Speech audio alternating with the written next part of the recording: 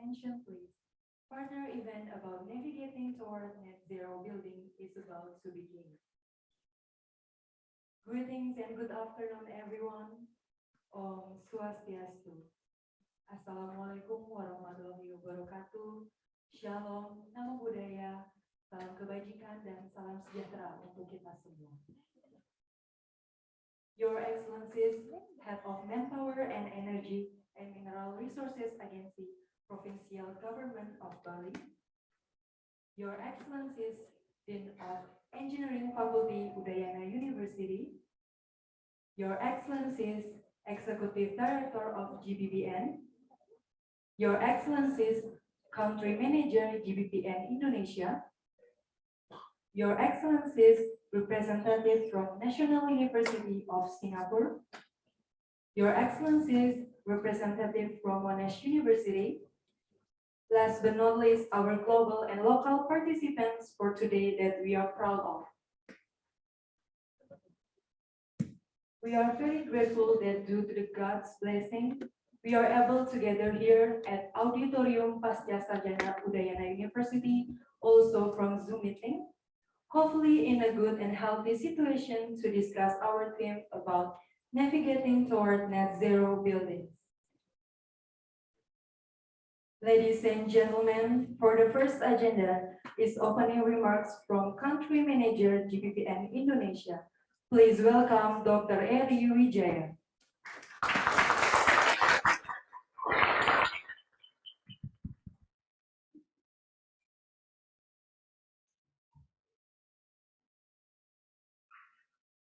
Good afternoon, everyone. Selamat siang. Om Swastiastu. Assalamualaikum warahmatullahi wabarakatuh. The Honorable Head of Manpower and Energy Mineral Resources Agency, Provincial Bali Government, Bapak Ida Bagus Setiawan. Dean of Engineering Faculty, Udayana University, Professor Dr. Linawati. Director of Core, Udayana University, Professor Dr. Ida Ayu Dwi Kiriantari. GBPN Executive Directors and Board Members, faculty member of Udayana Universities, students as our future climate leaders, and all participants here and in the event. Global Building Performance Network, or GBPN, is a global and regional non-governmental organizations with a mission to provide policy expertise and technical assistance to improve the energy performance of buildings and achieve a sustainable built environment for all.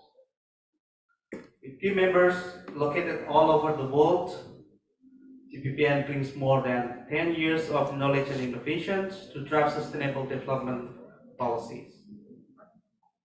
Building sectors is one of the main demand sectors in the country that intensively consume energy from its direct and indirect use.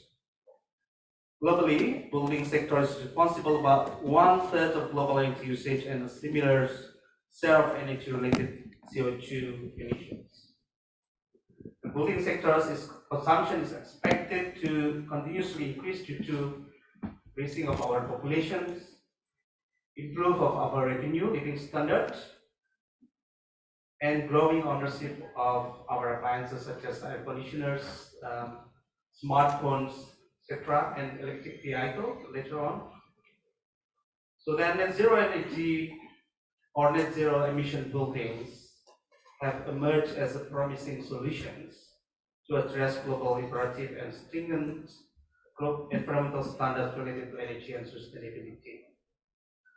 To achieve this objective, a strong local and global collaboration towards net zero building targets is necessary. And a good example is the technical guidelines for green building construction in Bali is one of the good example of local and global collaboration to support the implementation of Bali Clean Energy Governance Regulations. The technical guideline itself was developed in collaboration with local governments of Bali, GBPN, and the Center of Excellent Community based in Malaysia, Core, Udayana University, that technical guidelines aims to reduce building carbon emission by 0.5% from business as usual. Bali province is the first in Indonesia to initiate such energy conservation effort as part of implementing clean energy policy at the local levels. Ladies and gentlemen, this event is designed as an opportunity to share thoughts and experiences in realizing net zero emissions buildings from a local and global perspective by experts from local governments here in Bali, GBPN, and Udayana University as the champions. And see various opportunities to collaborate and strengthen each other in the futures and look for potential replication and scale up to the other regions. As representative of GBPN Indonesia, I would like to extend my gratitude to Udayana University, both to the core, Udayana, and also Faculty of Engineering, and to Monash University of Indonesia for hosting this great event. And I would like to also thank to all participants, Udayana University faculty member, students, and all participants online all around the world. I'm very pleased. I very much look forward to collaborating with you and value your participation in this event as part of our collaborative work to decarbonize the building sector and take on the climate emergency we all face. Thank you so much. Good afternoon. Selamat siang. Om Swastiastu. Wassalamualaikum warahmatullahi wabarakatuh.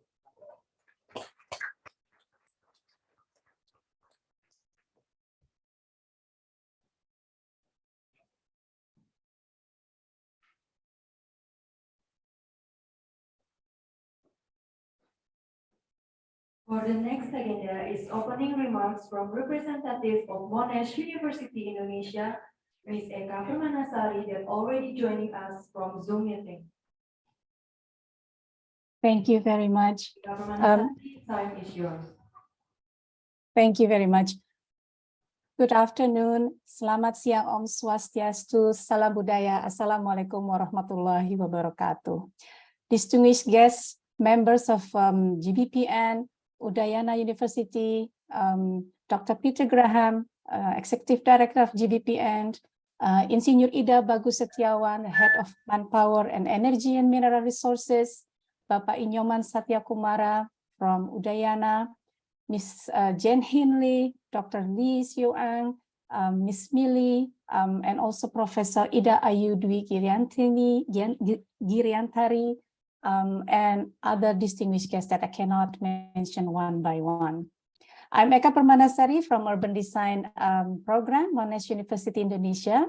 I acknowledge and pay respect to the traditional owners at the past, present, and emerging of the lands and waters on which Monash University operates. We are very thrilled to be part of this navigating towards a net zero building global local partnership implementation effort. Monash University is interested in collaborating with the GBPN to increase capacity in the Indonesian urban context. We are not only ensure the net zero energy building policy, but we also ensure that it becomes as an urban system. Given its extensive tropical rainforests with high biodiversity, high carbon stock values, and energy and mineral resources, Indonesia is acknowledged for its role in combating global climate change. Indonesia is vulnerable to natural disasters that are likely to be exacerbated by climate change, especially in low-lying areas throughout the archipelago. In 2015, the Indonesian government pledged to reduce the emissions from 2020 to 2030 by 29% unconditional and 41% conditional. And of course, we know the updated NDC to 31.89%. Now, Indonesia is currently using 4 guiding pillars to develop a long-term low-carbon strategy in the energy sector, taking into account past development and future projections of energy demands and supply. The implementation of energy efficiency measures, use of decarbonized electricity in transport and buildings, fuel shift from coal to renewable industry, and of course, promotion of renewable energy in power, transport, and industry. So I really hope that this retreat will serve us as an excellent platform for our efforts in navigating towards net zero building through a global and local perspective.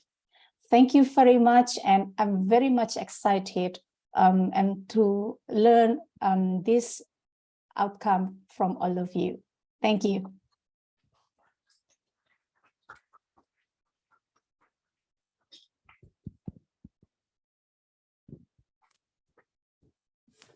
Moving on, we are going to hear opening remarks from Dean of Engineering Faculty, Udayana University. Kindly be invited to the podium, Professor Linawati.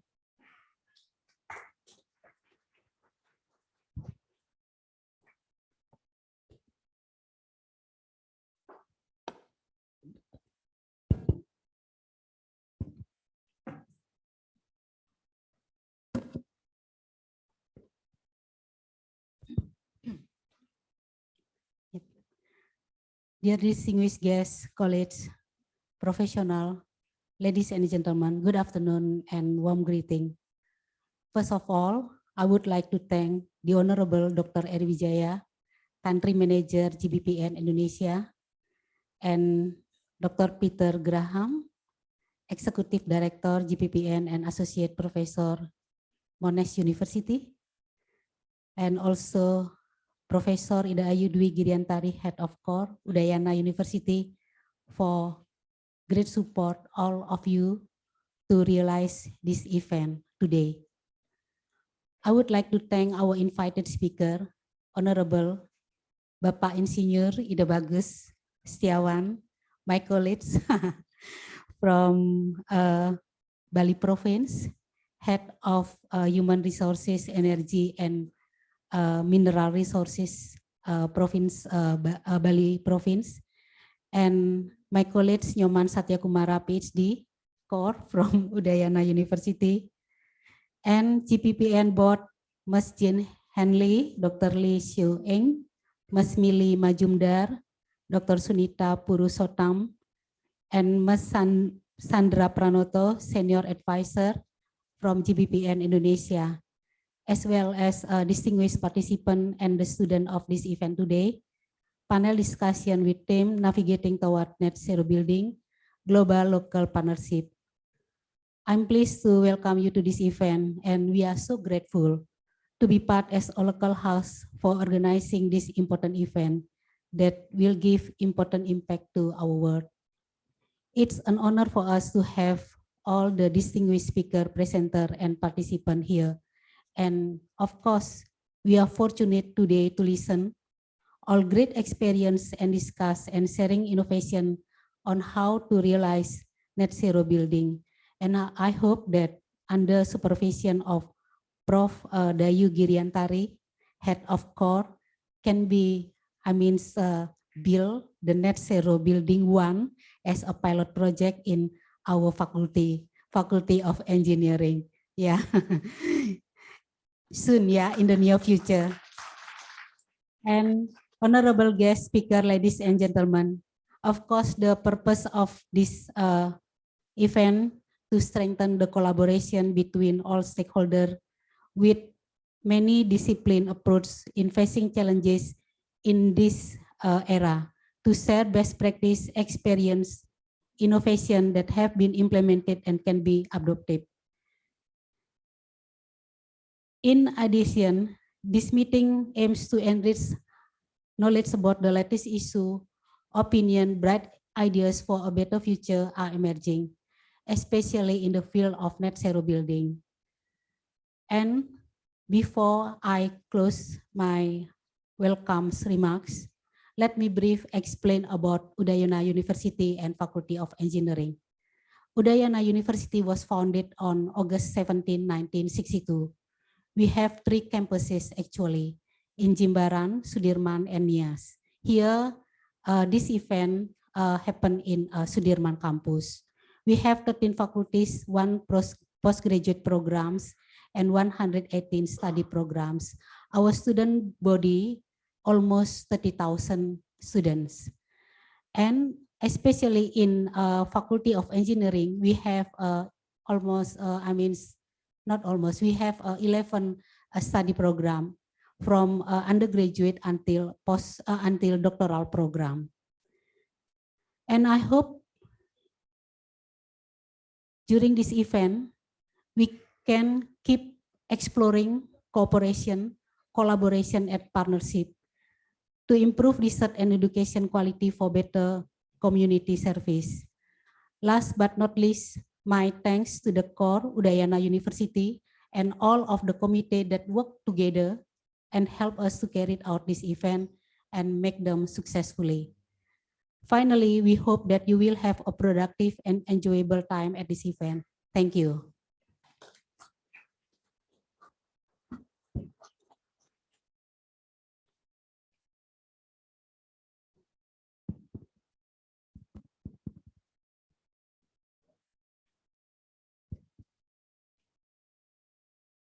Next session is appreciation ceremony from GBPN to Bapak Ida Bagus Setiawan and Kor Udayana University.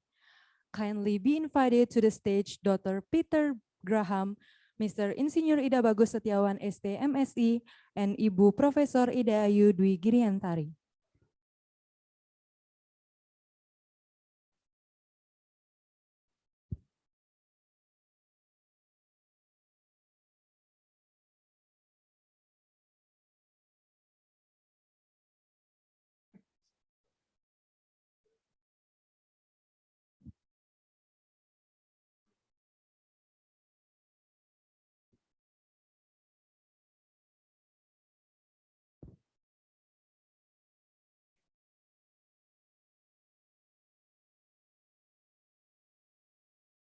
Okay, for the first session, Dr. Peter Graham will hand over the token of appreciation to Bapak Insinyur Ida Bagus Setiawan ST MSI.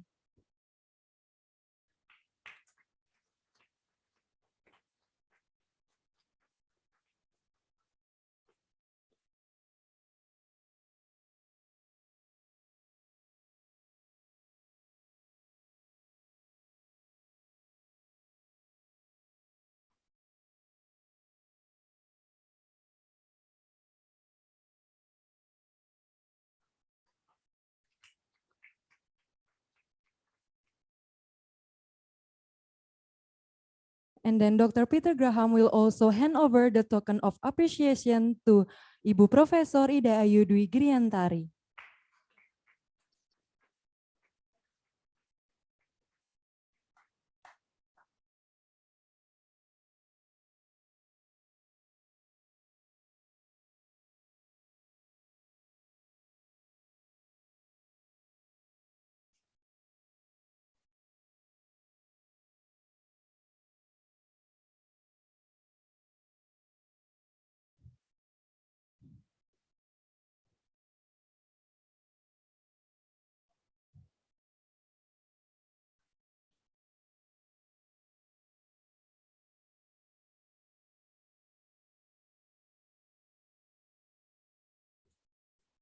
Ladies and gentlemen, we kindly request you to redeem on stage since we are going to do group photo. And we would like to invite Profesor Linawati, Dr. Eri Wijaya, Bapak Satya Kumara, Miss Mili Majumdar, Dr. Lee Sao Eng, Dr. Sunita Pushotaman, Ibu Sandra Pranoto, dan Kor representatif untuk bergabung ke atas panggung. We would like to invite to join on a stage for a group photo.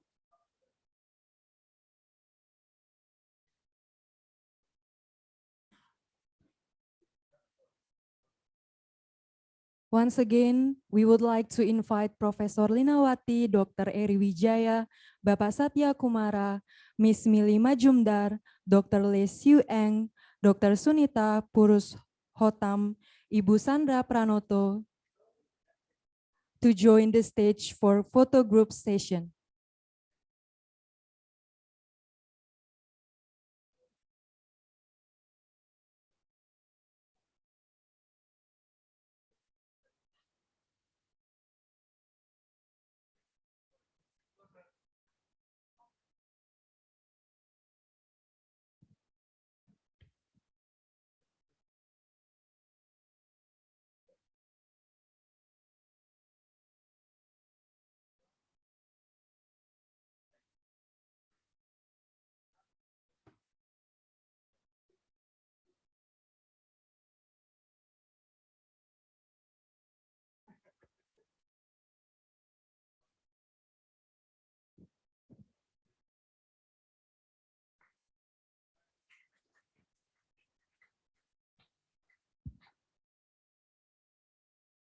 Okay, ladies and gentlemen, please be seated again.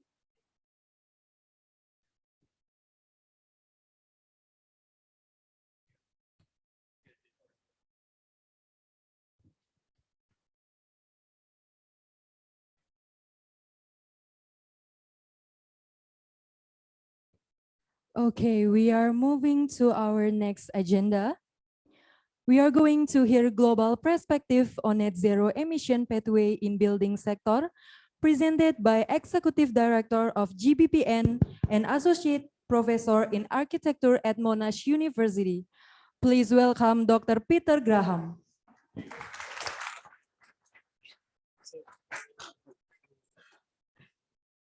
Advance the slides. To move this, yeah.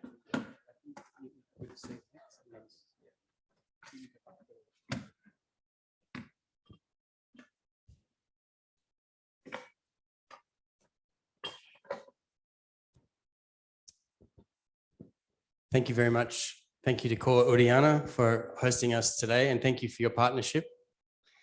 We hope that it's a long-lasting one. We know that there's so much work to do, and we're here to support the progressive work of the province of Bali and to help Indonesia achieve its zero emissions goals. So thank you very much. Thanks also to the GBPN board members who are here, and also to the chair of the GBPN board who's online, my colleague Eka, who's I think maybe in Germany and zooming in as well. And to the GBPN Indonesia team and the GBPN global team and our global research partners, Monash University, for being here. Thank you so much. Welcome everybody, and it's great to see so many people in the room and online as well. Could we have the next slide, please? Okay, so what I'm going to do is to present a little bit of a global overview of this pathway to net zero that we're on. Could you just press the next button, please? Yep, great. So the challenge that we face is to halve building sector greenhouse gas emissions by 2030 and achieve net zero building globally by 2050, if we are to keep global warming to the Paris Agreement target. This is an extremely challenging goal, but we are starting a very important journey, and there's some experiences that we'd like to share today about how the program that's supported by GBPN is supporting this transition. Next slide, please. So let me give you a little overview of what is happening in the world. So Indonesia has set a net zero goal, and there are other countries in the world which are moving to support achieving their national targets by engaging the building sector in strategic ways. So in China, we have the N+1 emissions peaking strategy, which has created a whole strategy around decarbonising the building sector. We might need to keep clicking through. Next. Vietnam has developed its national roadmap for implementing its nationally determined contribution, or NDC, for buildings, and focusing on some of the life cycle aspects of net zero, so including materials and education. Next. We see Cambodia also developing a roadmap, and GBPN was involved in supporting Cambodia to develop this roadmap, more comprehensive in developing new regulations. Next. And Indonesia, of course, we'll spend a bit more time talking about that, the challenges today, but very, very importantly, setting a zero emissions goal. Next. India, also, where we have programs set a net zero emissions goal for the country. And there are a range of different commitments being directed towards supporting improvements in building performance in the building sector. When we look at the OECD countries, we can see some interesting extensions of this idea of net zero in California, where there is now no new gas connections to buildings. So we're moving to full electrification of buildings as mandatory. Similarly, in New York State, similar guidelines now, or regulations actually, that small buildings need to be all electric from 2027. European Union is moving beyond just the operating phase of buildings to try and achieve zero emissions across the whole life cycle, including looking at mandating disclosure of embodied emissions at the design stage. And France, perhaps one of the global leaders, has already mandated net positive buildings as minimum performance requirements for new construction. So what I want us to focus on here is where we are in this journey. What do we know and what can we use to try and achieve zero emissions? So the first thing I want to point out is that there is a global consensus on decarbonising buildings. This little graph, oops, go back one. This little graph comes from the Global Status Report on Buildings from the United Nations Environment Programme, Global Alliance on Buildings and Construction. And we can see that between 2015 and 2021, there's been a substantial increase in the number of countries which include building sector actions in their NDCs. So we see a majority of countries now with that. We possess the policy knowledge. We know which policies work to drive down emissions from the building sector. And we have the technical knowledge as well. We know what kind of technologies, what kind of materials, what kind of renewable energy systems can be used and deployed to get to zero. Next. And we have roadmaps. There are many roadmaps full of actions that countries can take, or subnational governments can take, or even companies and industries can take to decarbonise the building sector. And we have built projects as well. This one from Indonesia, there are many, and I know we have representatives of the Green Building Council Indonesia here who are certifying many advanced buildings. So if we have the consensus, we have the policy knowledge, we have the technology, we have the roadmaps, and we have the roadmaps of actions, and we have the built projects, why is it that the building sector is still not decarbonising? This graph comes from the Global Status Report as well. And you can see the trajectory towards zero globally for the building sector as that dotted line. And you can see the blue line is the actual measured emissions from the building sector year on year. And you can see that they're diverging, which means that the improvements in the building sector aren't keeping up with the rate of new construction and the rate of policy reform. So what's missing? How can we actually bend that curve back up again? How can we accelerate change? Next slide, please. What's missing are the people. Oops, here we go. So the climate emergency requires us not only to share knowledge, to educate, to build local networks and local capacity, and encourage investment. We actually have to accelerate the pace of change. We have to learn from experience. We're all working on projects now to support implementation of new regulations. And these are all at the cutting edge of implementation of these net zero reforms. So we have to learn from experience. We need to shorten the distance and the time between the action that we take, the learning, so that we can go to scale. And so for all the students here, this is really the challenge. You'll become the young leaders, the next generation that's going to take this to scale, this net zero journey to scale.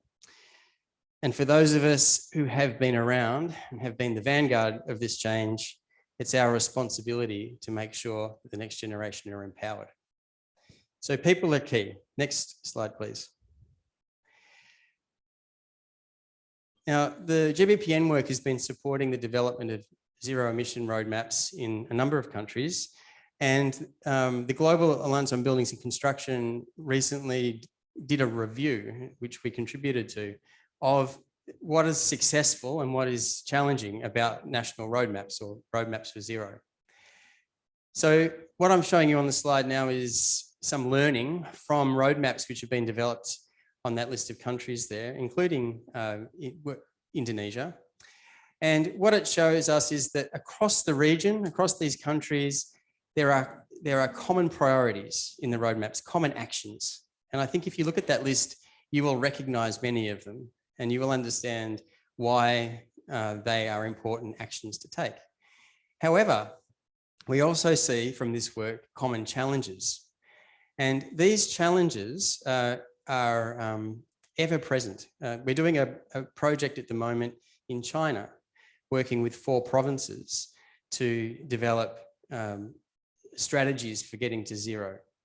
And it's the same challenges which come up in that work too, particularly how to sustain stakeholder engagement, how to make sure that we've got common data standards, common methodologies, common baselines, and that we can use that to be able to achieve policy goals and introduce new policies to support innovation, to support investment, having better tools for monitoring and evaluation to make sure that the policies that we implement are making the difference that we want it to make, and making sure that we are tracking the co-benefits, which means how many jobs are created from pursuing an investment in green buildings. What's the health impact of the community from living in more thermally comfortable buildings? So we need to be understanding what are the broader public benefits, not just the energy benefits or the climate benefits. So I'd like to dwell on this for a minute. I think this is important. So how to enable reform with it from a people-centered approach. Next slide, please. So this is a general formula. This is the way the GBPN programs are being set up to support and enable the implementation of zero emissions pathways. So the first thing we need is a goal. Indonesia has a goal. We then need to break that down. We need to set targets at a sub-national level, perhaps even at a city level, to understand the proportion of the goal, which can be the responsibility of a city or a province. And then within that, we can set targets for the building sector for each of those different regions. Those targets are really important because they provide a common goal, a common direction for the coordination of private sector, public sector, expert institutions and education towards achieving the goal. In the building sector too, we see that right around the world, the most effective place to see change actually implemented is at the local level. So what we encourage is the building of coalitions. And this is where the partnerships are really important. So just to give you an example of how things are being set up here in Indonesia, but also it's similar in India as well. We build a coalition which represents national, provincial and local stakeholders with local expert partners or local research partners like Core or Diana, and global research partners like Monash University. And we develop a coalition methodology which helps these different stakeholders work together to develop a policy reform plan.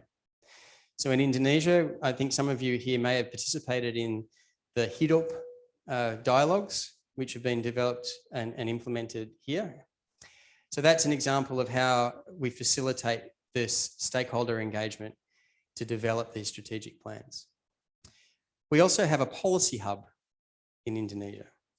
So this is a platform for the national ministries to be able to share the results of work that's happening at the subnational level. So work that's being done at the moment to develop the building energy performance databases and baselines.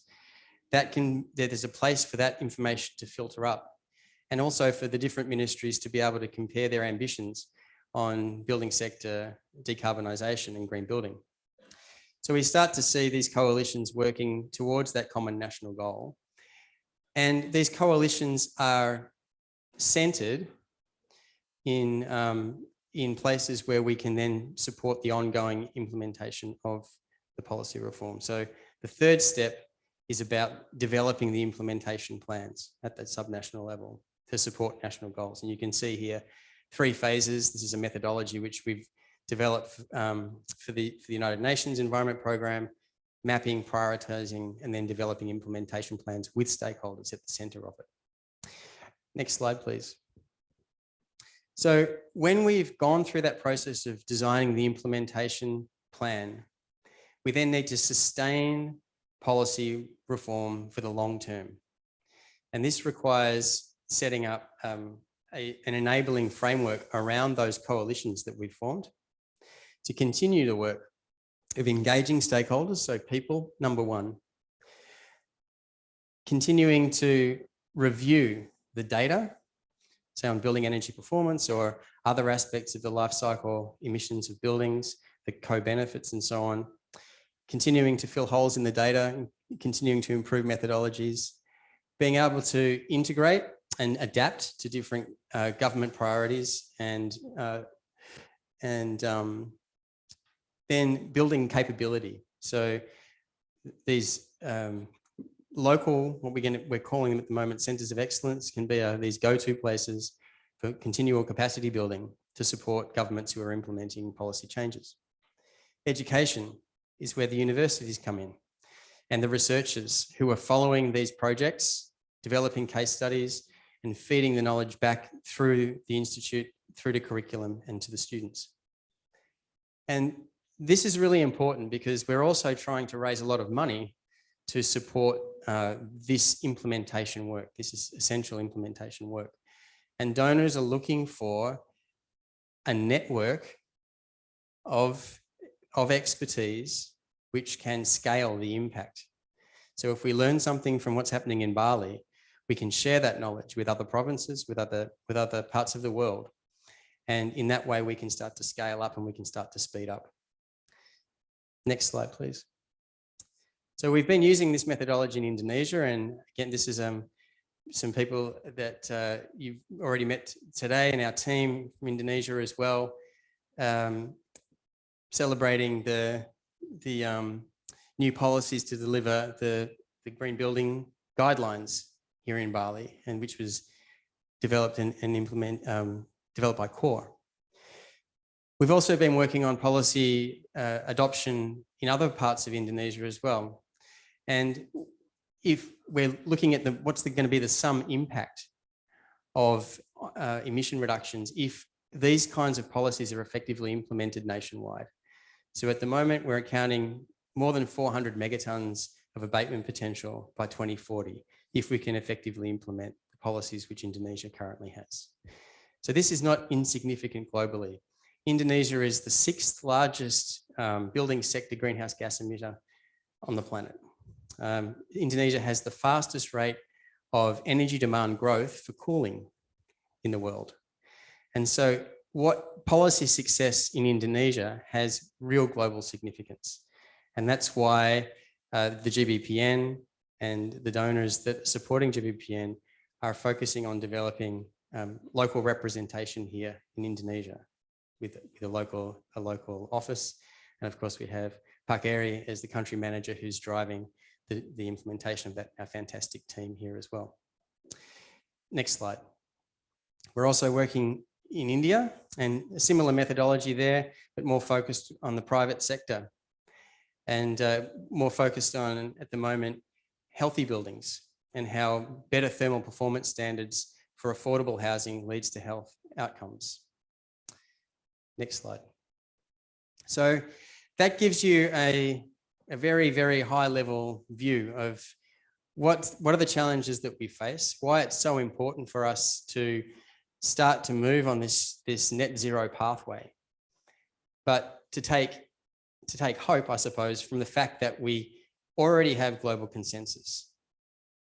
We already have the technical and policy know-how. We have built examples. We are in the process of developing the capability. And now we need to be focusing on these methodologies that provide the implementation. And if we are reflecting on this implementation and forming partnerships, such as with CORE and Monash University and our other partners in Indonesia and around the world, then we'll be able to share the learning, share the knowledge and exchange so that we can accelerate that change to net zero. Thank you very much. And I think now we're going to shift to the panel session. Is that right? Yep.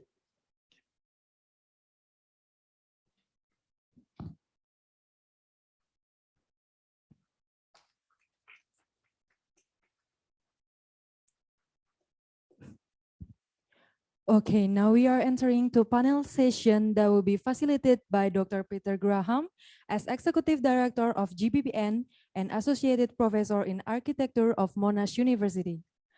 Dr. Peter Graham has 20 years experience in international advocacy, research and education in sustainable building design, construction, evaluating, and policy. We have 6 panelists. The first one is Ms. Jane Henley, GBPN board member and management consulate.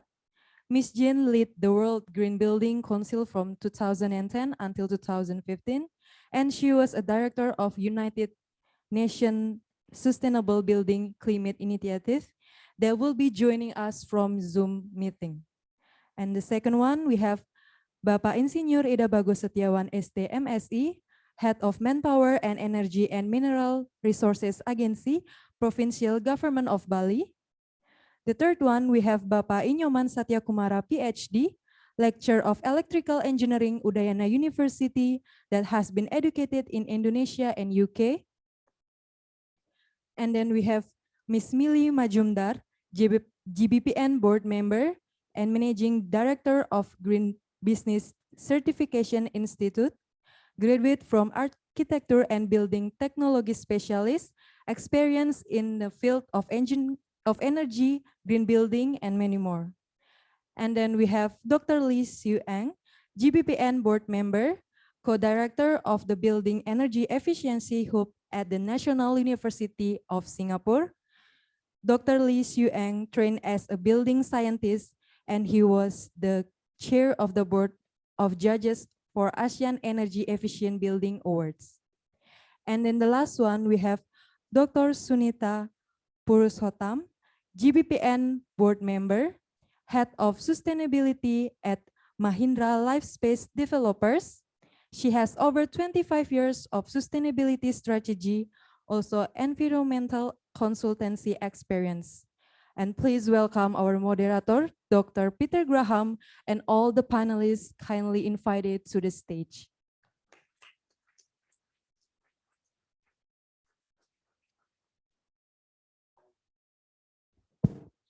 Jane, just checking you can hear us. Loud and clear. I'm holding my thumb up to a screen. You probably can't even see me do that. No. All right, just wait for the panel. So while the panel's getting settled, what we want to do is to dive a little bit deeper into this issue of how we navigate toward net zero. The panel represents a range of really great experience, both from a national policy level, implementation of policy in government, technical expertise, and also global networks. So we're going to have some questions and some short answers from the panel, 2 minutes, and then we'll open up to Q&A. So I'd like to start with a question to you, Jane, because you're the furthest away. We can't see Jane anymore. Can you hear us? Yeah, Yep. I can hear you. All right. Okay. So Jane, just thinking about your experience in networks, policy advisory, you've built leading organizations. You've been, leading the World Green Building Council. You've seen operations at the World Bank, and then you've joined as the chair of GBPN to really drive this sort of bottom-up strategy. I wanted to get your insight on why you think the bottom-up approach to policy reform for achieving zero emissions in the building sector is really important. Yeah, hi, kia ora everyone. Good to participate in this great event from a distance. I have a lot of background working with the Green Building Councils, and 20 years ago when that movement started, it was really a way for the industry to come together to lead and to show government that it was possible to build green and to define it according to the rating systems. And then the idea then was that government would find it easier to come in with policy to support energy efficiency and green building. And then I guess that started to happen. So the Green Building Councils all around the world had a really good impact.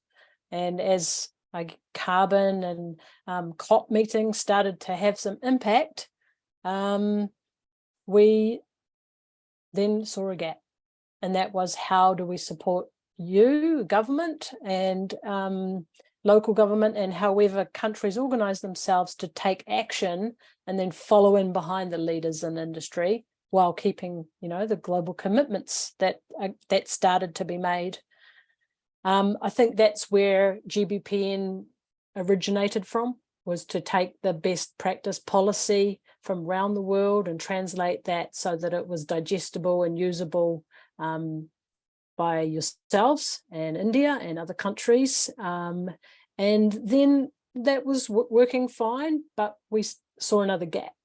And that was really when we started to see that the policy implementation was challenging. So how do you actually operationalize it? How do you organize the staff teams within governments? What does good practice policy look like in the context of your country? So that's where GBPN has, got an amazing niche and an amazing team. And yeah, with my work at the World Bank as well, and some of the colleagues in the room there, there's been development bank kind of advisory support for this as well. So that policy development has come in many different shapes and forms.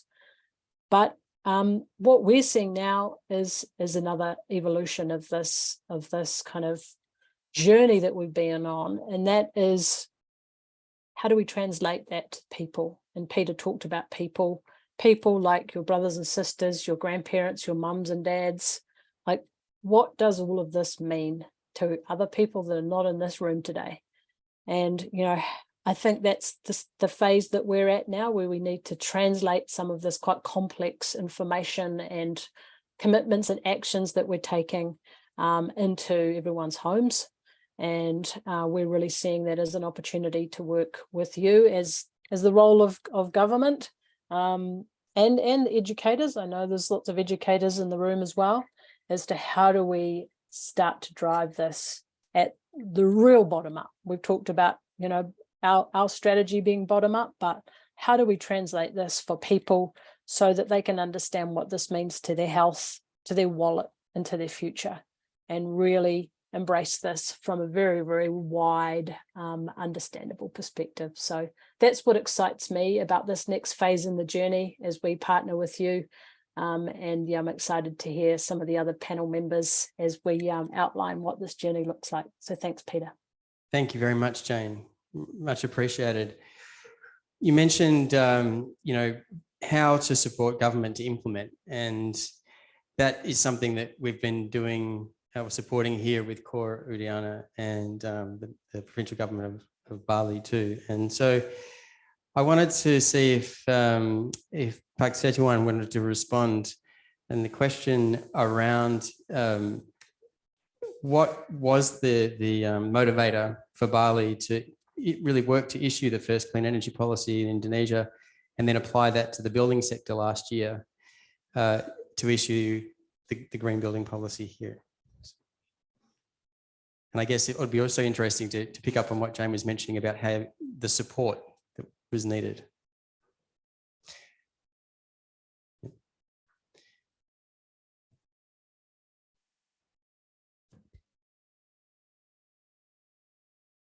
Tes.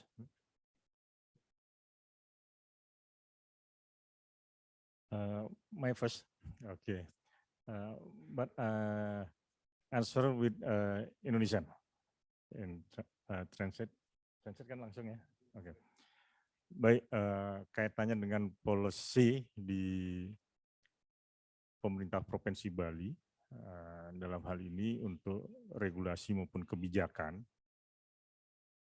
sejalan dengan apa yang menjadi policy atau kebijakan nasional yang berupa kebijakan energi nasional. Dan regulasinya ada. Kemudian di Provinsi Bali sudah menetapkan beberapa regulasi, baik Perda maupun Pergub, jadi peraturan daerah tentang rencana umum energi daerah Provinsi Bali, itu tahun 2020 hingga 2050, di mana ada target di sana bauran energi mix tahun 2025 adalah 11,15% dan tahun 2050 adalah 20,10%. Dan ini di bawah target bauran energi nasional.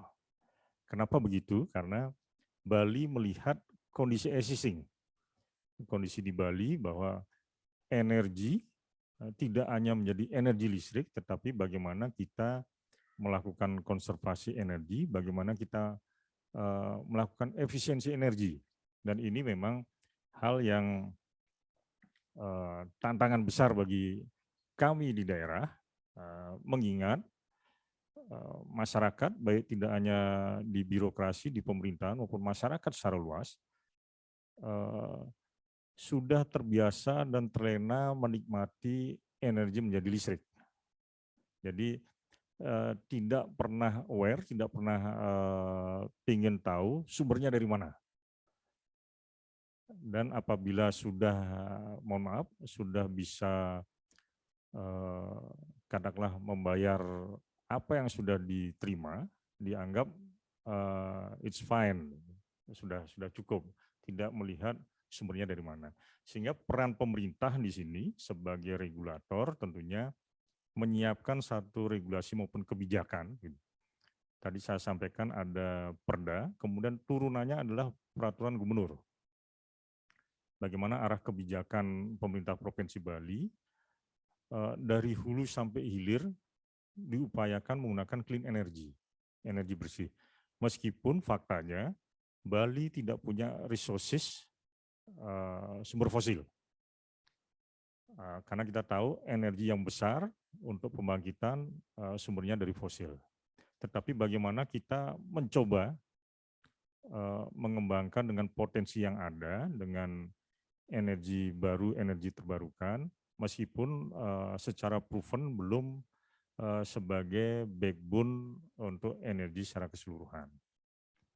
Jadi minggu kemarin kami mewakili pimpinan dalam hal ini Pak Gubernur melakukan rapat teknis dengan Dewan Energi Nasional kaitannya dengan krisis darurat energi baik di nasional maupun di daerah. Nah, dalam hal ini di Bali sebetulnya kalau kita berbicara dari kapasitas yang ada sampai dengan hari ini kita aman sebenarnya. Aman dari sisi ketersediaan energi. Tetapi energi yang tersedia rupanya masih didominasi oleh energi fosil. Dan ini menjadi tantangan bahwa kita sampaikan ada krisis apabila kita tidak siapkan ke depan. Nah, sehingga dengan Pergub 45 2019, kemudian ada Pergub 48 2019, bagaimana dari sisi birokrasi mencoba memberikan kebijakan bahwa kita mulailah bergerak ke clean energy.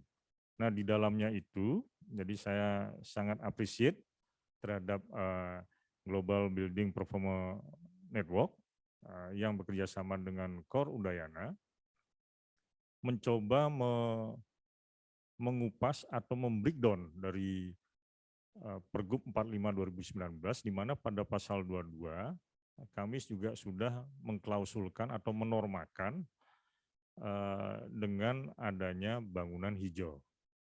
Nah, di sini dari 2021, kemudian 2022, dan bisa kita launching keputusan Gubernur 858 tentang pedoman teknis implementasi dari penggunaan bangunan hijau.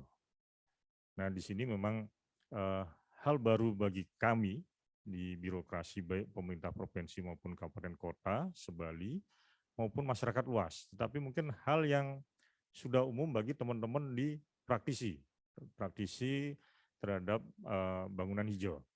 Jadi tantangan terbesarnya adalah bahwa pedoman teknis sudah bisa diwujudkan, tetapi bagaimana implementasinya yang sekarang ini sedang berproses di Kota Denpasar maupun Kabupaten Gianyar, bahwa apa yang sudah disimulasikan, apa yang sudah dibuatkan modeling bahwa akan bisa memberikan efisiensi terhadap penggunaan energi, dalam hal ini energi menjadi listrik, kemudian bagaimana bisa melakukan penghematan terhadap sumber daya air, ini benar-benar tidak hanya sekedar teoritis di atas kertas, tetapi memang benar bisa diimplementasikan, sehingga target kita yang tadi saya sebutkan di atas bahwa 2025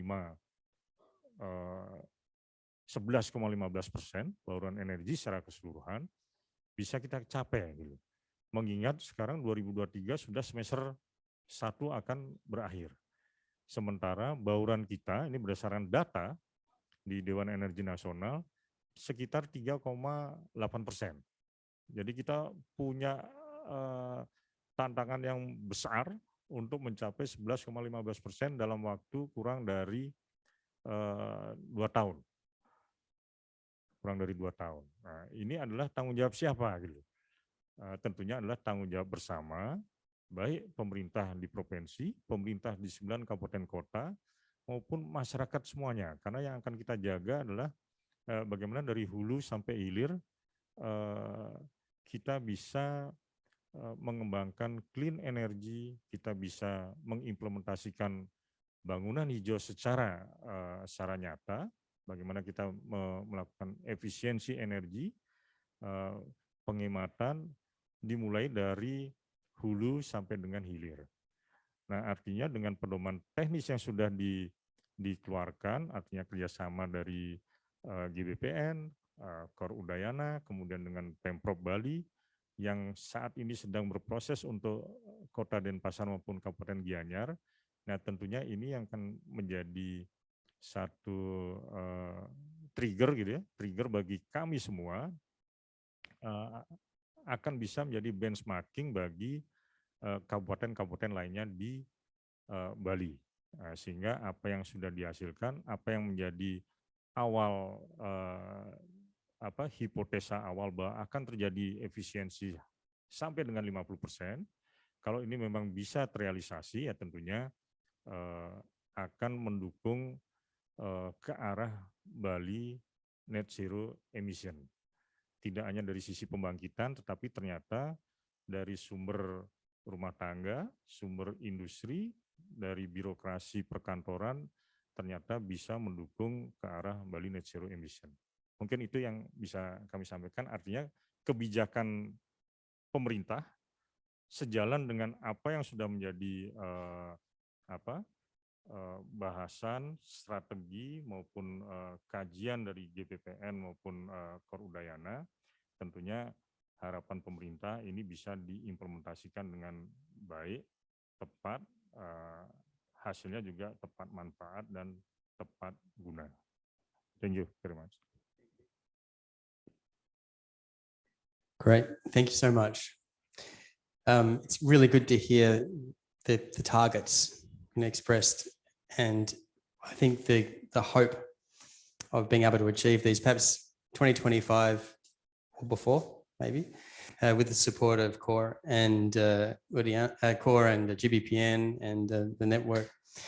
It's interesting when you were talking about how you were working with CORE and the need for that sort of support, not only in developing the guidelines, but in supporting the implementation of them, because you mentioned the need to make the results real. So my question is now to Pak Satya. You've heard CORE and IANA has played a key role in developing these guidelines. So I was hoping that you could elaborate a little bit more on the approach that you've taken to sort of ensure that there's successful implementation of the guidelines. So, we can write a list of things to do, but, how do you present it in a way which is implementable?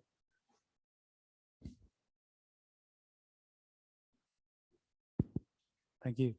Thank you, Peter. As earlier, the head of the energy departments of Bali province mentioned that the government of Bali has set a very high target, if we could say that, because by 2025, we need to achieve 11% of renewable energy. But while today we, so far after this has been set by the government, it's so little. So that's really a big, what you call, a challenge, as Pak Setiawan mentioned earlier. So through our collaboration with GVPN, obviously, we initiated this project and worked with the provincial governments of Bali. And then we know that, you know, it is possible to achieve that through collaboration. And if we look at the what the provincial government has said through this governor decree, is a very, I mean, we all understand that the language that is described in the decree is very general. So what we do through this collaboration between the GVPN, Indonesian team members, and also core, and working together with the provincial governments, Pak Setiawan in this particular, and also with district and city governments. For your information, Bali has 8 districts and 9 and 1 city government. So we work with all of these district governments through their technical departments, departments of public works, and also departments of permits and investments, and other tech, including the agency for planning. So from this conversation with you know, these technical units, we then can obtain what is the actual challenges that faced by the district or city governments in order to implement the technical guideline. So through this discussion, we then propose a sort of a limited number of criteria that each of these district governments can take, instead of referring to the, I mean, a comprehensive list of green buildings, say, published by the central government. So I think this makes the task of the district and city governments in trying to implement this green building more easier. I would like to think that way, because they can then see if they can embed this technical guidelines into their when they issuing the what you call the permits for buildings, and then, you know, they can take into account the the profile or the characteristic of the people in their district and regions. So this, I think, the contribution that we sort of produce coming out of this collaboration to help the district government to think that they can contribute within their capacity. I mean, in terms of human resources as well, because they need also capacity developments in, you know, managing this or issuing this permits, building permits in relation with the what you call the technical guidelines. So all in all, I think the work that we do with the provincial governments, in this case, the departments of energy, and also with the district units, I think will enable us to hopefully to see this will be implemented.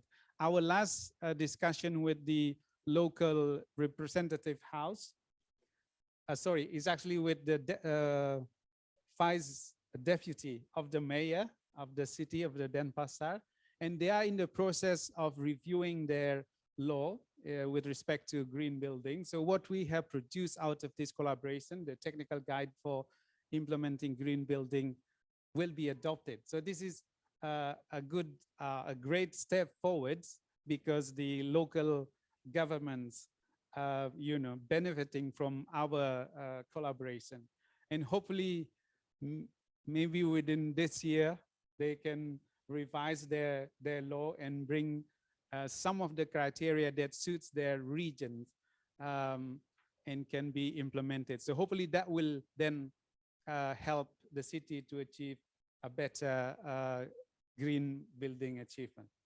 I think so. Thank you. Really interesting. Just how hyper local implementation needs to be thought about. You know, we're interested, obviously, in this big global shift towards the zero emissions goal. But when you boil it right down, you're talking about district level translation, and measuring the impact, feeding back to demonstrate how the policies need to be reviewed and improved to further the targets. Really, really interesting. And I think that speaks to the local to global connection that's really required to see this whole transition take place at speed and scale. Thank you very much. Much appreciated. I'd like to turn now to a member of the GBPN board, Millie Majumdar.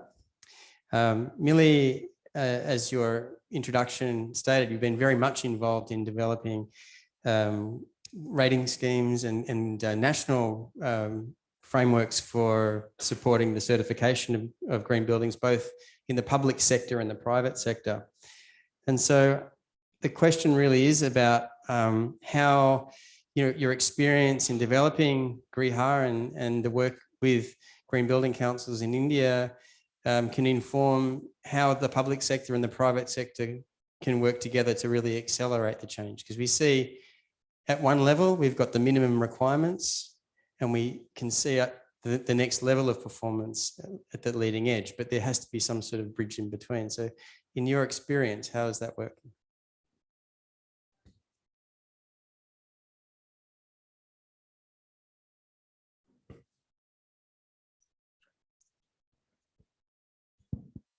Thank you, Peter. And it was, indeed very interesting to know how things are shaping up in context of green building and, green community and larger macro level green initiatives taking shape in Indonesia and other parts. And you, of course, have spoken about the stiff targets and goals that we have and the importance on implementation. So I just wanted to mention that, yes, in my role in India, as well as working with the US Green Building Council, where we are operating in about 180 countries, the issues and challenges of green, I wouldn't say green building implementation in particular, but in general, implementation of sustainability initiatives have common threads that everywhere implementation becomes an issue because of multiple reasons. The policy barriers, the technology barriers in some places, the education, knowledge, awareness, then the common myth around green, that it is more expensive and difficult to fund in the first place. So these remain the common threads or common issues that every country face. So if you ask me what has been the successful drivers and which facilitate public and private sector kind of collaboration and integration to move green, so I feel green rating programs provide that kind of bridge and that facilitating network or framework. Why it is so is, firstly, when you say green rating, so if you ask about USGBC, again, we operate at all scales, buildings, be it new, existing, because again, when we are talking about buildings, it is both new and existing stock in some places are even more than the new building stock that's coming up. I'm not sure what's the breakup in Indonesia. When we look at a little bit, because there are several interventions which you may not be feasible or technical, financially not so attractive at the building scale, that may be scaled up to the little bit urban scale or the community scale. Because if you scale up some of the solutions, for example, how you address urban heat islands, how you address stormwater management, talking about specifics at a macro level, then much of the burden also at the building level reduces. So in my experience, green rating frameworks provide a very credible solution set that bridges many of these gaps and provides this kind of a seamless interface between all scales and gives that also credibility to a construction process, to somebody who is really aspiring to get results out or outcomes out of that investment which one is making. And because of this credible framework, and we all know what you can measure, you can manage.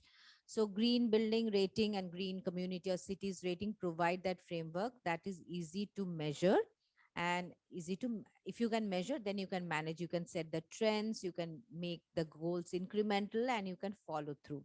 So that is one of the very important thing, and that is maybe one of the reasons why governments also pick up rating system as something that facilitates achievement of their goals and target, because every government have their goals towards not only net zero, SDG achievement. Even companies have their ESG compliance and several other regulatory and other frameworks. And what I think is that green building rating systems, or green rating systems in general, provide that credible framework which allows companies, cities, communities to meet these objectives.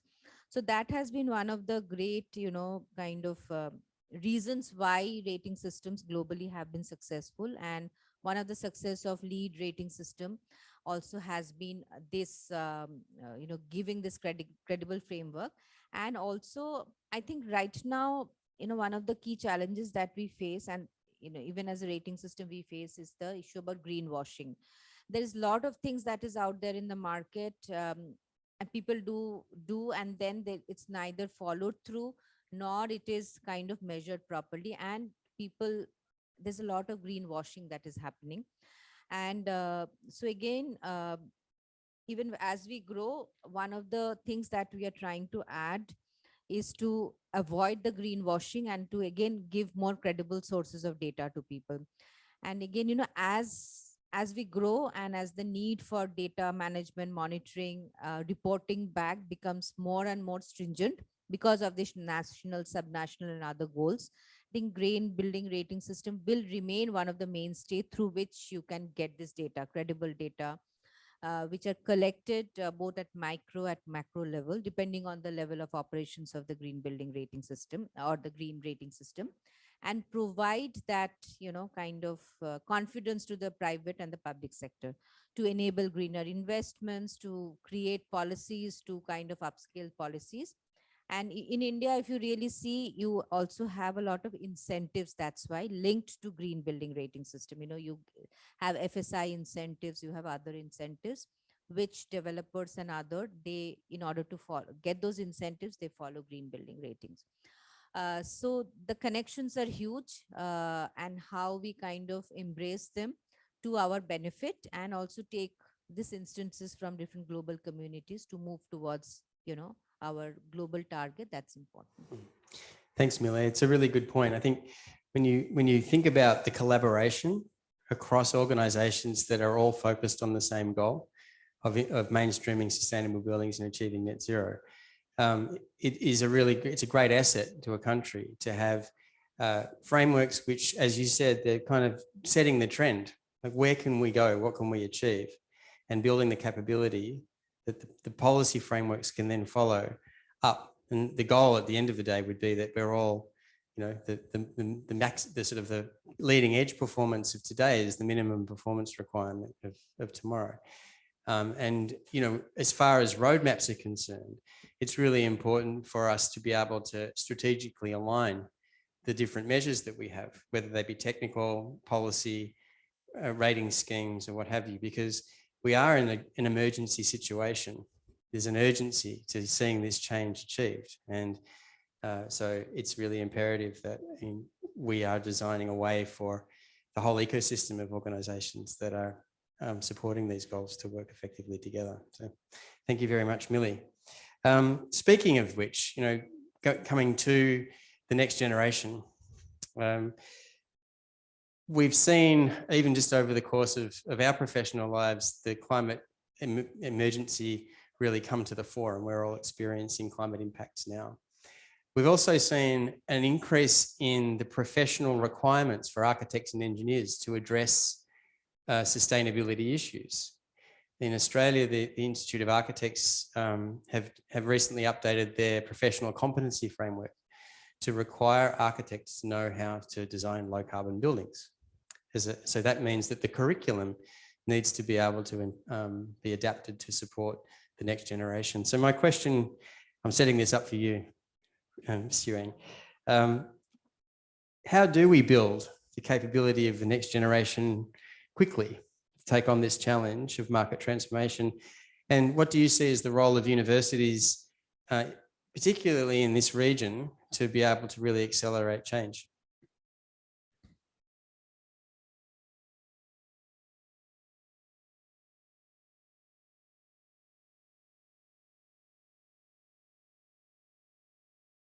Hello. Yep. Thank you, Peter. Yes, I think this is a very important aspect. And in the university, we are constantly faced with this challenge. All right. From the university perspectives, of course, our job is to create students who are later on professional of the society. And we have to look after them in more than one way. One is, of course, we want to make sure that their knowledge base is relevant. And relevant in terms of fitting into society trend so that they can offer their services and ensure a good career development, at least for the first 5 to 8 years. And after which, a student may need to come back for re-education. All right. This is because of the fact that the needs of society are changing so fast, and the university will have to cope with it. So in the perspective of sustainability and energy efficiency, etc., this coming together, and so the university will have to create an environment that we do not just send the message to the student to encourage learning, but we have to send it to a broader community so that there is greater support from the government and from society. We cannot just create students who are good in sustainability when there is no demand in the society, right?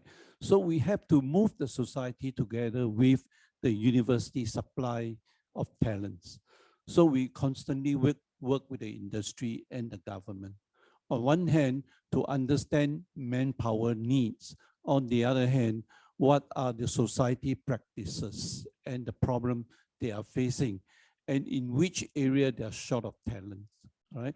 So in this respect, for example, what we currently face in Singapore is two groups of talents. One is sustainability and green building. The other group is IT expertise. And this is, I think, not just in Singapore, but faced by universities all over the world, right? So what we have done is we make sustainability an important and common module for almost all students, not just engineering and architecture, but arts and social science and business and science and physics, etc., etc.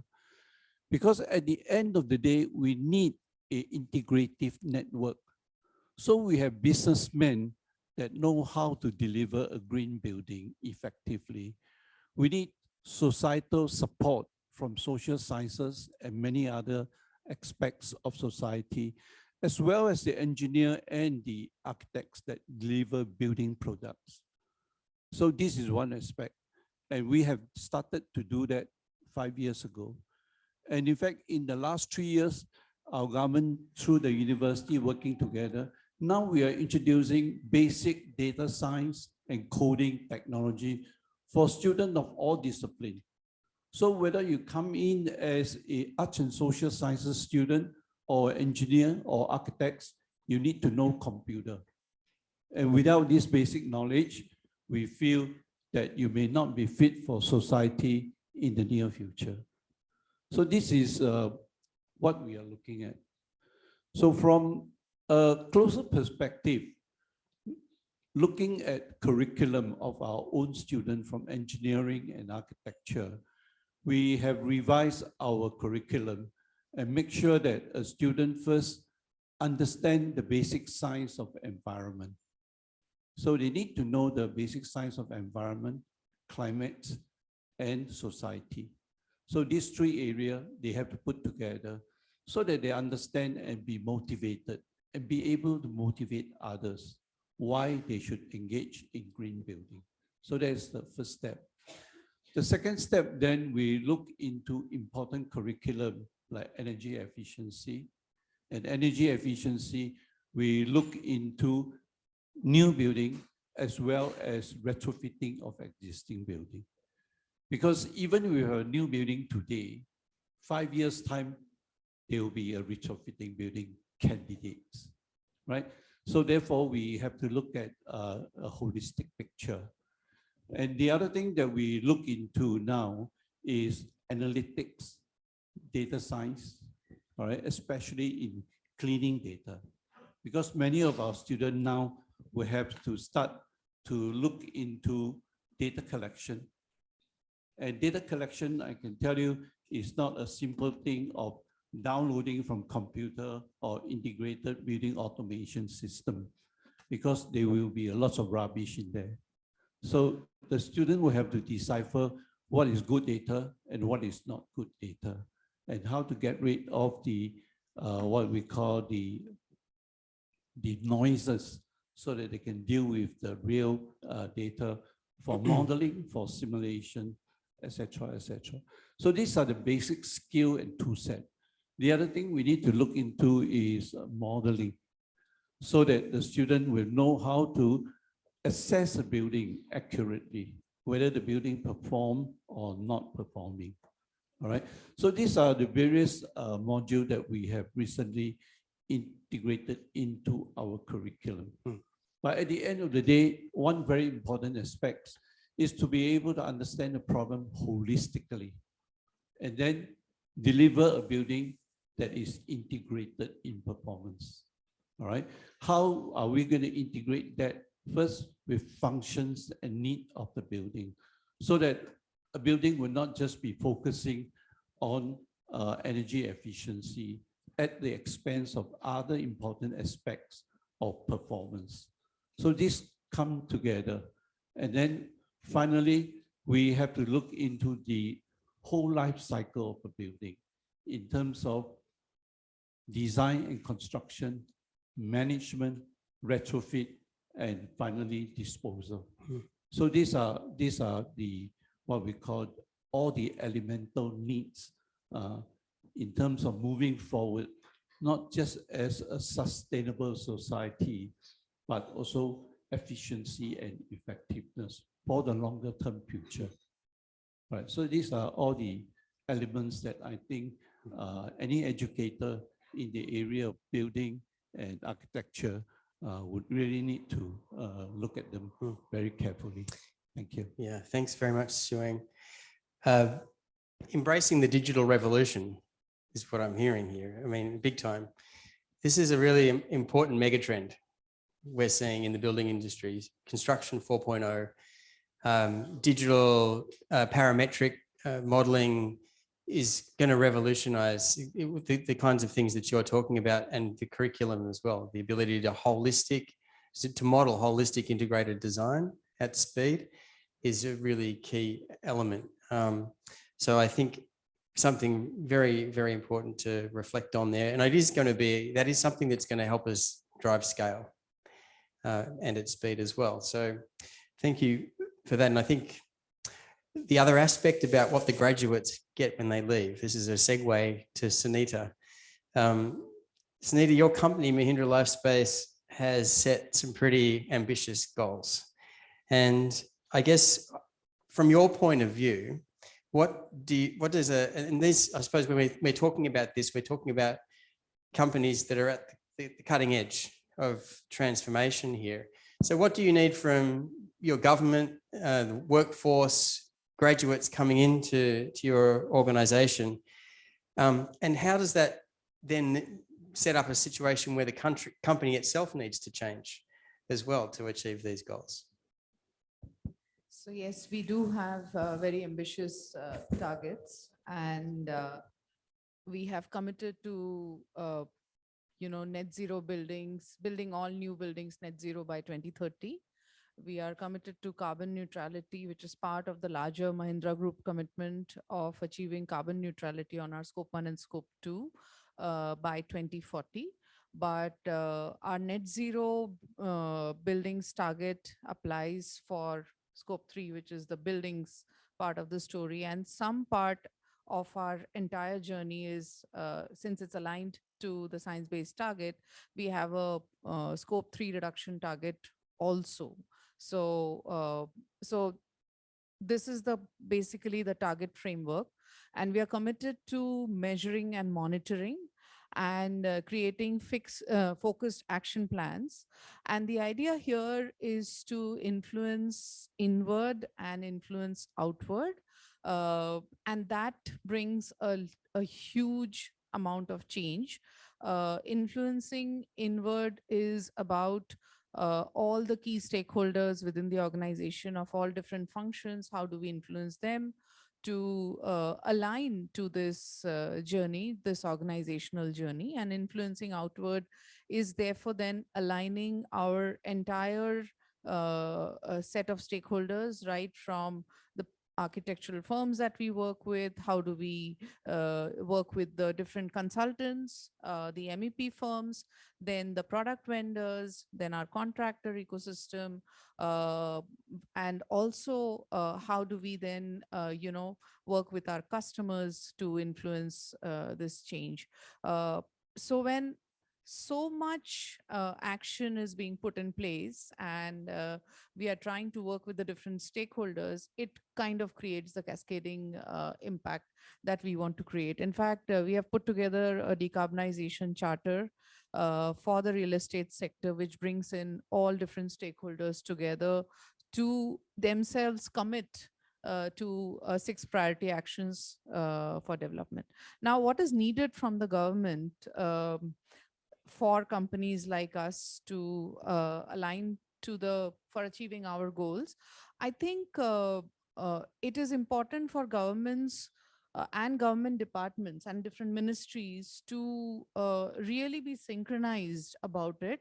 There is a huge lack of synchronization between the Ministry of Environment, Ministry of Power, Ministry of Urban Housing, and so on. So, and also the cross-sectoral collaborations or ministries like Ministry of Transport, the Ministry of, those who influence the urban built environment, like, for example, vehicles, and what kind of policies that you need to, totally have a synchronized sustainable urban development. I think there is a lack of synchronization over there. And one example I'll give you is if if you have to go through environmental clearance, there is a little bit of a lack of clarity around which code to follow for which type of building, and hopefully that will get streamlined with the new ECSBC that is coming up. The other challenge that we have is basically the movement of all buildings moving towards a huge amount of use of concrete as a material, and the use of glass.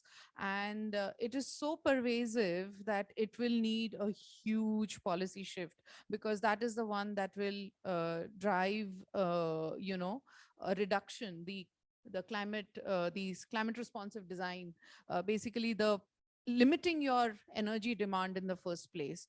And if we don't do this, then we will be having another problem, which is the cooling problem, and the problem around the refrigerants. And therefore, again, there is a gap over there as to how we should cool buildings and what kind of framework should be in place. And currently, there is a huge amount of work that needs to be done. And the fourth, but not the least, is the RE alignment, RE policy across states that need to be aligned. There is a huge variation in the way the states are looking at it, though there is a uniform central electricity regulatory commission, which says that, even the residential sector should be able to access. So accessing grid renewable energy has to be homogenized. If you don't do this, net zero will not be possible. So these are some of the key things that we need from the government. Holistic vision, sharp local action, supporting policies that can help transform the market. I personally believe FSI game is not the game that we should play at all.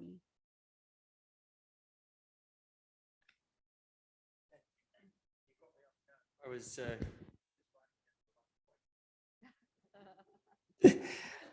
Well, just ECSBC, would you just explain that? So this is so we have something, sorry, I have used a lot of acronyms. So we have what is called as the Energy Conservation Building Code, which is applicable for commercial buildings. It was very well drafted. And, but the implementation, I think across states could have been deep and much better. Then we had what is the Eco-Nivas Samhita, which is the ECBCR, Energy Conservation Building Code for Residential. Again, very nice, very succinct, very well done.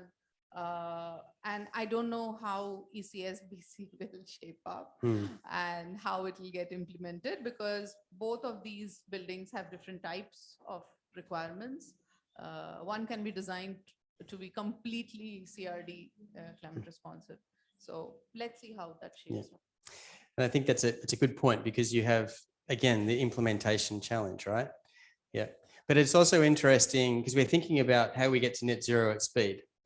And one of the things that you mentioned is this cascading effect when a large company starts to reform its value chain and pays attention to the scope 3 emissions. That's really an important aspect, because you do have such an impact on the market. And again, just, with the theme of stakeholder engagement and navigating the path to net zero, you can see how our panelists today representing different key stakeholders on this journey. And there is, I think, a common theme here, which is emerging, which is to say, we need to have real results. We need to have the real results on the ground, and we need to be able to translate guidelines and policies into implementable actions at the district scale. Yep. But in order to do that, we also have to have all of the stakeholders in the market working together. So while you might be working on minimum performance standards, you've got a target to meet, 11%, 11.5%. The green building rating schemes are setting, they already have net zero building certifications, and Millie mentioned also other scales, beyond the building. And Sunita also mentioned that a little bit too, in that there are some things that are beyond the scope of control of a large developer, urban design, urban planning, which brings us back to Eka and colleagues at Monash University Indonesia, who are focusing on urban planning and urban design.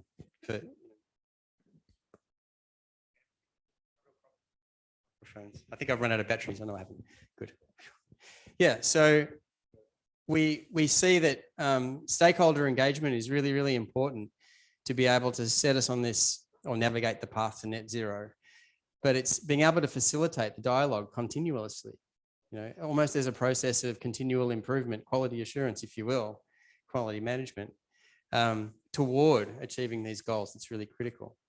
And so again, being able to have local partners working with global networks and global research partners, hopefully, we can bring this network up to really accelerate change towards net zero. So I'd like you all please to join me in thanking our panel today.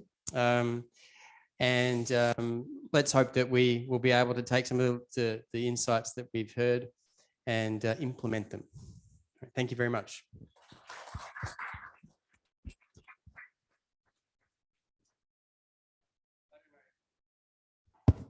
I'm not sure how we're going for time. We're going to move on. No, we have Q&A. We have time for Q&A. Fantastic. So there should be a slide with a QR code. Oops. Oh, you've got it on the card. So if you've got the card that you picked up at the front desk, there's a QR code. Someone has got, there's some up there already. It's not on I have to refresh my thing. Let's see if this is going to work. Okay, well, just use these ones. All right, so to Pak Setuan, how will the technical guidelines be implemented in practice? Will it be integrated into the PBG building permit? Are there any rewards and any punishments? Sticks, carrots, and tambourines. What do you say? Encourage? Yes. Baik, oke. How will the technical guideline about reward and punishment? About pedoman teknis, karena pergub ini kan volunteer. Pergub ini adalah semangatnya bukan untuk reward dan punishment, tetapi bagaimana membuat masyarakat, mulai dari pemerintah yang membuat regulasi, itu aware kaitannya dengan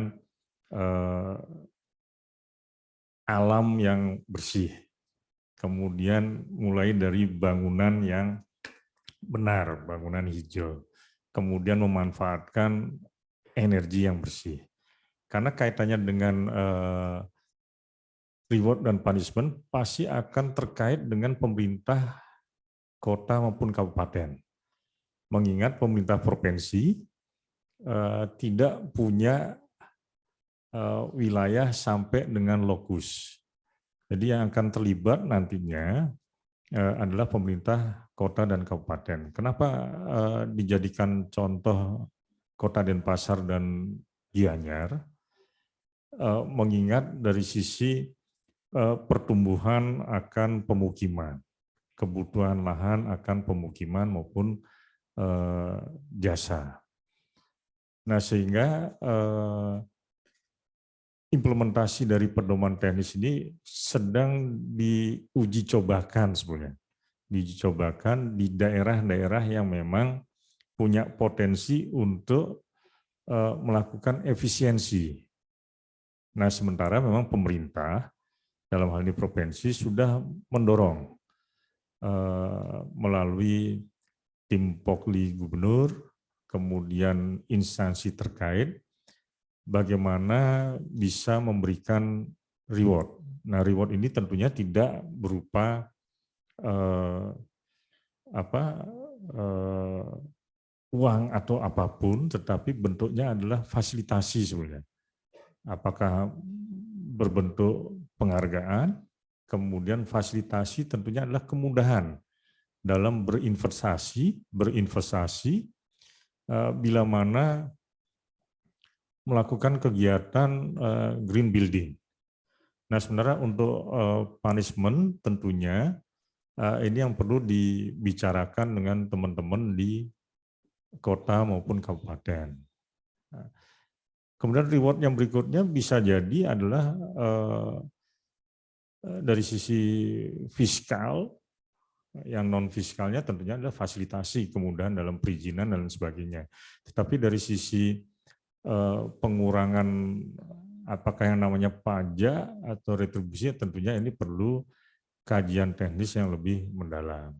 Tetapi dari sisi punishment, nah ini yang kita coba sebetulnya dengan teman-teman GBPN maupun KOR, tentunya akan cocok kalau dibawa ke industri pariwisata. Karena brandingnya adalah branding bukan saja lokal tapi internasional. Bagaimana pariwisata kita kan goalnya nanti akan ke pariwisata yang berkualitas dan berkelanjutan. Dimulai dari apa? Dari kondisi bangunannya yang memang memenuhi kriteria dari green building.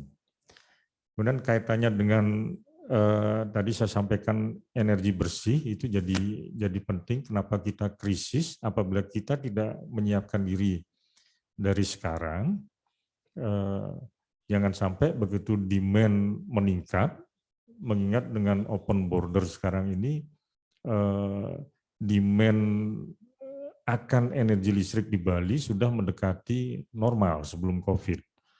Jadi bisa akan mencapai 900 sampai 1000 megawatt. Nah, sementara ketersediaannya tadi sudah disampaikan di awal, penggunaannya masih mayoritas kita masih menggunakan fosil. Dan ini yang perlu menjadi pencermatan bersama bahwa regulasi pemerintah ada, tetapi bagaimana mengimplementasikan. Nah, mungkin dengan pedoman teknis ini kita mulai dari hal yang mikro dulu, terutama di Kota Denpasar maupun Gianyar. Nah, ini akan bisa menjadi benchmarking dan tentunya tugas pemerintah apabila pelaku-pelaku atau masyarakat sudah bergerak ke arah yang tepat. Nah, tugas pemerintah sebenarnya memberikan fasilitas apa berupa insentif mestinya. Dan ini sedang dalam pembahasan bersama. Jadi saya tidak menjawab sekarang karena ini bagian dari proses, bagian dari dinamika proses menuju ke arah yang lebih baik. Mungkin itu Mr. Peter.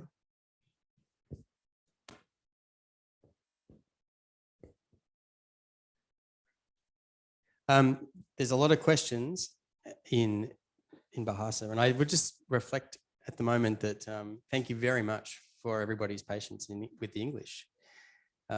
It's great to be able to be so accommodated.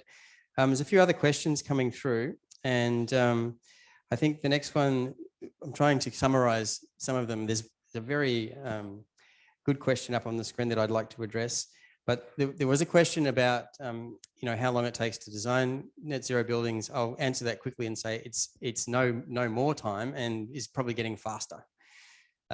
So that's one thing. Plus, if you listen to what the government's telling you, there's going to be no choice but to design net zero buildings in the future anyway. So that is important to reflect on.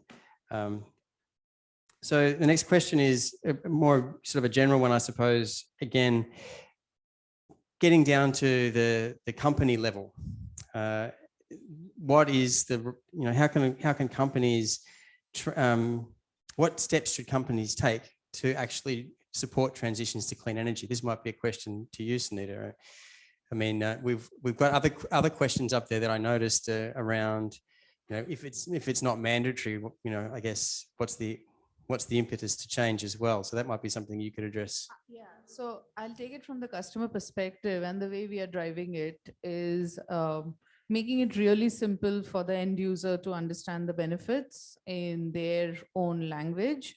I mean, in the language that they understand, not the technical language. So we have really moved away from technical language for engaging people.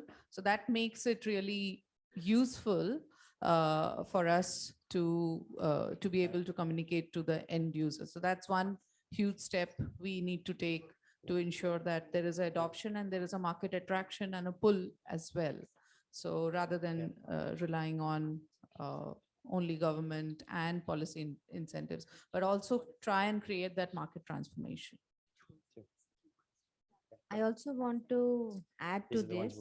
I think, it's very important to demystify the concepts and break it into small doable parts and communicate each of them in a simplified language. Then, one can have those incremental changes. Like if we say green buildings in general, it means many things. But if you break it down into small pieces and what actions people can do, and communicate it through social media, Insta, and so many other things which people are familiar with, there is a lot of potential for that also to make changes. Yeah, thank you. All right, next question.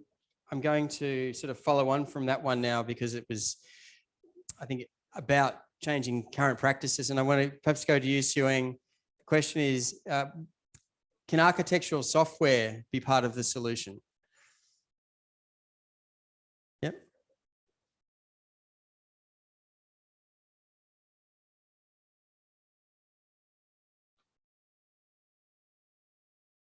Yes, I think architecture software is a very important part of the solution.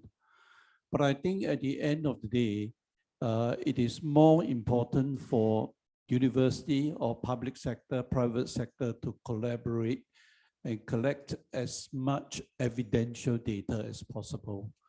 Because at the end of the day, I mean, in the real world practice, no developer will be waiting for you to do the research to find out, all right? They need the solution and they need it yesterday. So basically, you will have to deliver. And therefore, the practitioner, not only they need to do the modeling, more importantly, they need to have the intuitive understanding. That is very critical. And that's how we train our students through project. Because a software simulation, yes, it may be good, but it can be very frustrating. Because today you may start to do energy modeling, you may finish it in 2 to 3 weeks' time.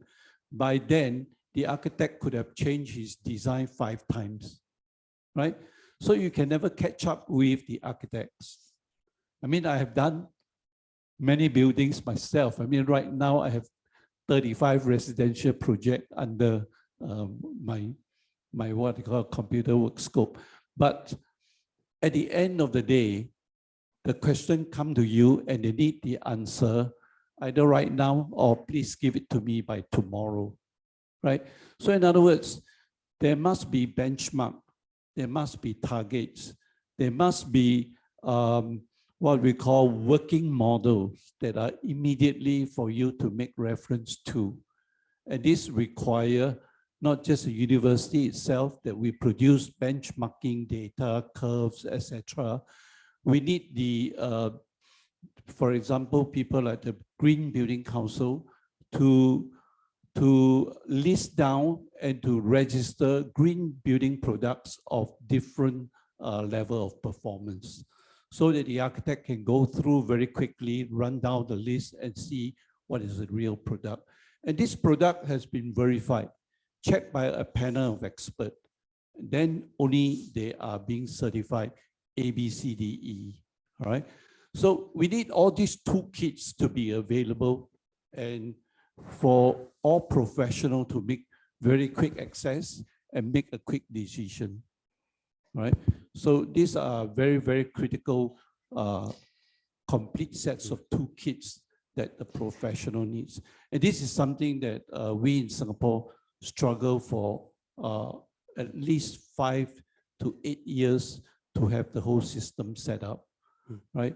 I started doing energy modeling and benchmarking back in 1998, and we launched the model only when we were ready in 2001. It took us 3 years to finish the benchmarking model. And then we started with the Green Building Council to do green building product certification, and that took us another 3 years to really get the system on track and to have a database of at least 2,000 building products on the listing for the professional to use, all right? So all these need times and effort. And this is where I think the university can play a very critical role to support the industry needs. Absolutely. Right? Yep.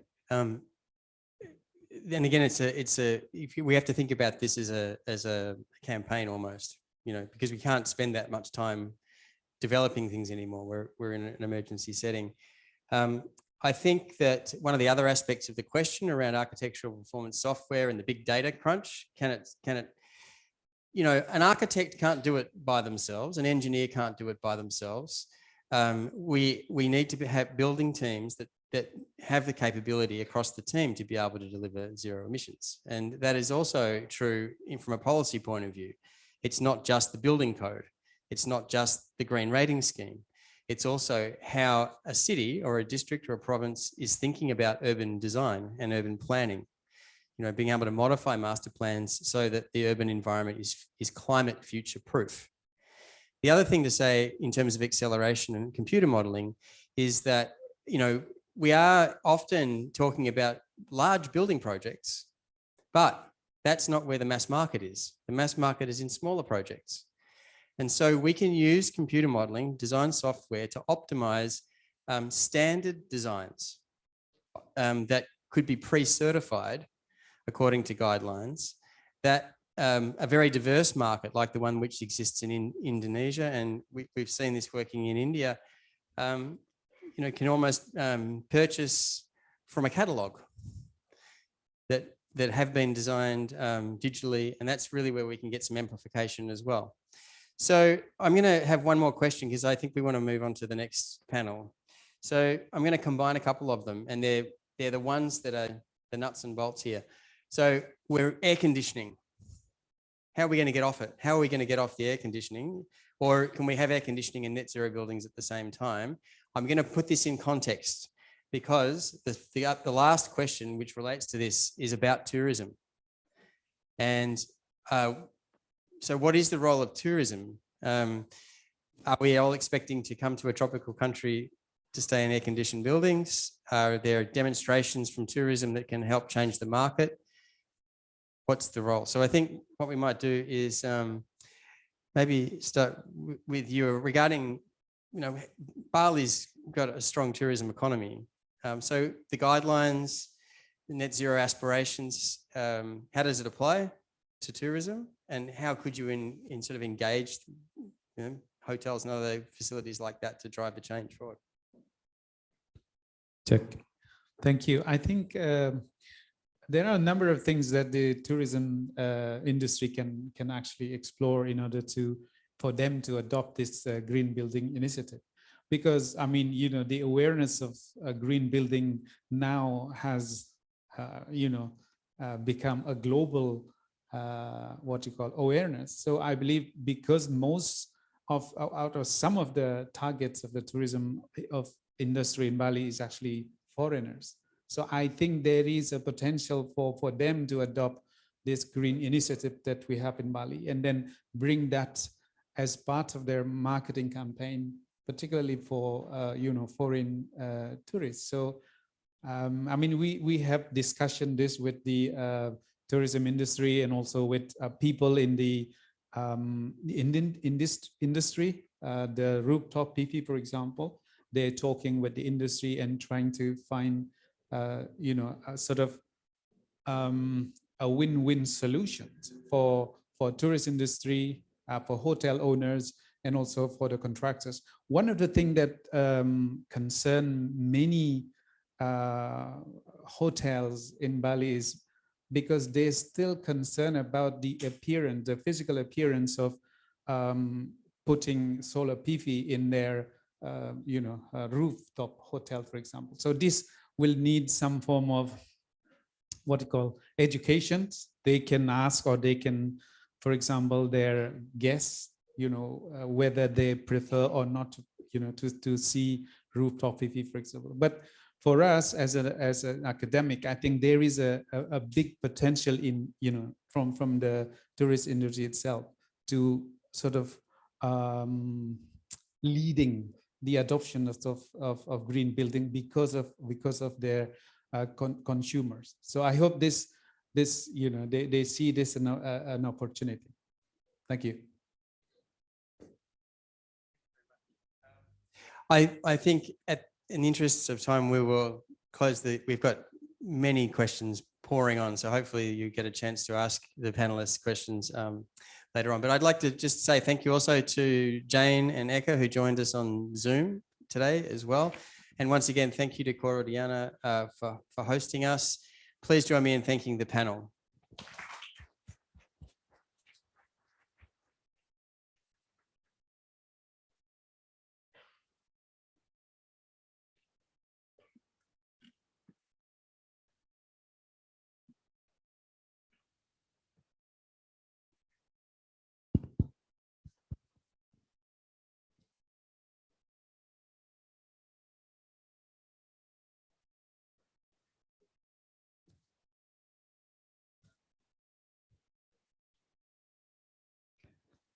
Ladies and gentlemen, please be seated again.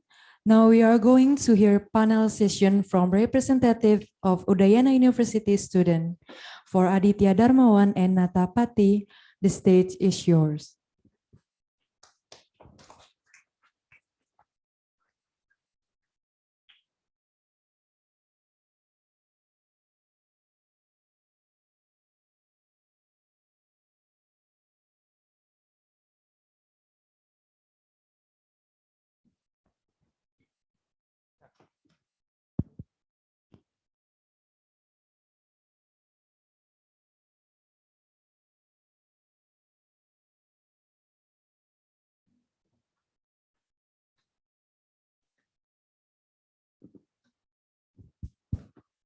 Ya, sebelumnya selamat sore untuk Bapak, Ibu, dan teman-teman yang telah hadir pada kesempatan kali ini.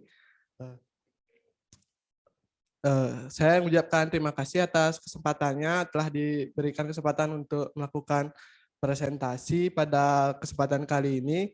Sebelumnya perkenalkan, nama saya Aditya Darmawan dan saya didampingi oleh teman saya Natapati. Di sini kami akan menyampaikan hasil sementara dari penelitian yang kami lakukan, di mana penelitian tersebut berjudul tentang implementasi komponen green building di Fakultas Teknik Universitas Udayana.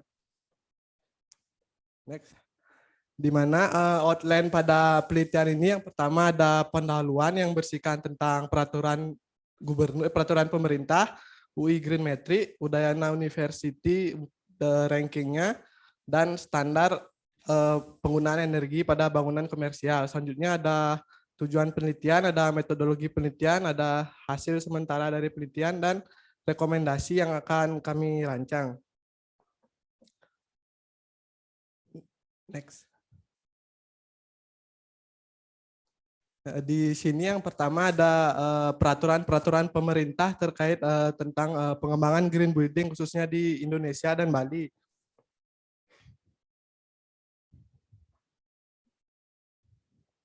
Di mana pengembangan green building sendiri di Indonesia telah didukung melalui peraturan Menteri PUPR nomor 21 tahun 2021 dan khususnya di Bali telah ditetapkan melalui peraturan Gubernur Bali nomor 45 tahun 2019 dan yang baru ini diresmikan terkait pedoman teknis implementasi pengembangan green building di Bali dengan peraturan pemerintah nomor 875 tahun 2022. Dan di Universitas Udayana sendiri khususnya telah ditetapkan melalui peraturan rektor nomor 13 tahun 2021 tentang Green Campus. Semua peraturan tersebut adalah landasan terkait pentingnya pengembangan green building saat ini. Next.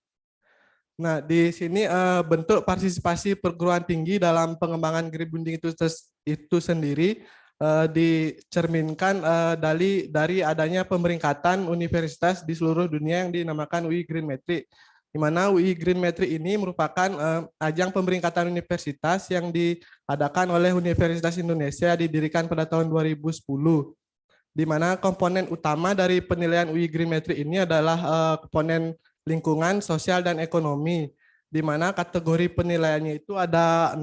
Yang pertama ada setting dan infrastruktur, ada penggunaan energi, pengolahan sampah, pengolahan air, transportasi, dan edukasi serta penelitian. Pemeringkatan ini bertujuan untuk mengetahui usaha kampus dengan mengadakan survei online tentang kondisi terkini, program, dan kebijakan berkelanjutan pada universitas. Di mana untuk ke-6 kategori sebelumnya, di mana dari ke-6 kategori tersebut, di sini ada kategori penggunaan energi dan perubahan iklim memiliki persentase penilaian paling tinggi, di mana persentasenya mencapai 21%. Salah satu aspek yang dinilai dari penggunaan energi itu adalah pemanfaatan atau penggunaan peralatan hemat energi. Next. Nah, selanjutnya ada profil singkat tentang Universitas Udayana. Mana Universitas Udayana itu terdiri dari 3 lokasi kampus. Yang pertama ada kampus Bukit Jimbaran, kampus Sudirman, dan kampus Sanglah dengan 13 fakultas yang memiliki total luas bangunan sebesar 141.600 meter persegi, dengan student body sebanyak 35.835 orang dan academic staff sebanyak 1.428. Next.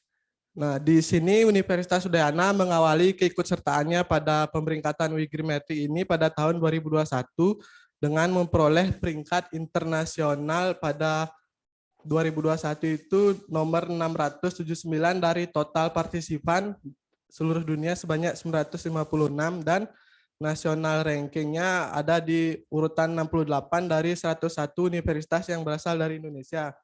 Selanjutnya Universitas Udayana mengikuti kembali pada tahun 2022 dengan memperoleh peringkat 639 dari total partisipan juga yang sudah meningkat mencapai 1050 dan ranking nasional didapat ranking 56 dari total partisipan seluruh Indonesia sebanyak 126 universitas.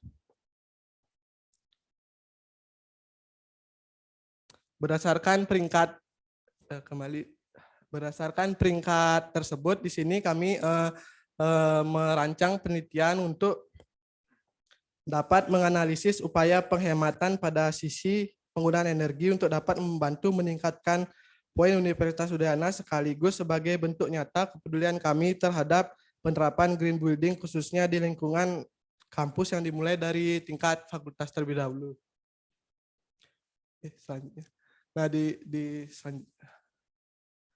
di sini sebagai acuan kami ada data yang dilakukan oleh Balai Besar Teknologi Konservasi Energi, di mana mereka mendata konsumsi energi dari bangunan-bangunan komersial, di mana dapat kita lihat penggunaan energi pada rata-rata bangunan komersial seperti office, shopping center, hospital, hotel, di mana dengan tingkat konsumsi energi rata-rata yang paling tinggi berada pada sistem pengkondisian udara sebesar 64,3%. Selanjutnya ada sistem pencahayaan sebesar 24,8% dan lift eskalator 6% serta peralatan lainnya 4,7%. Dengan demikian efisiensi dan konservasi energi pada sistem utama tersebut sudah semestinya diterapkan. Cara yang dapat dilakukan diantaranya adalah pembaruan peralatan atau pergantian peralatan-peralatan yang menjadi lebih hemat energi.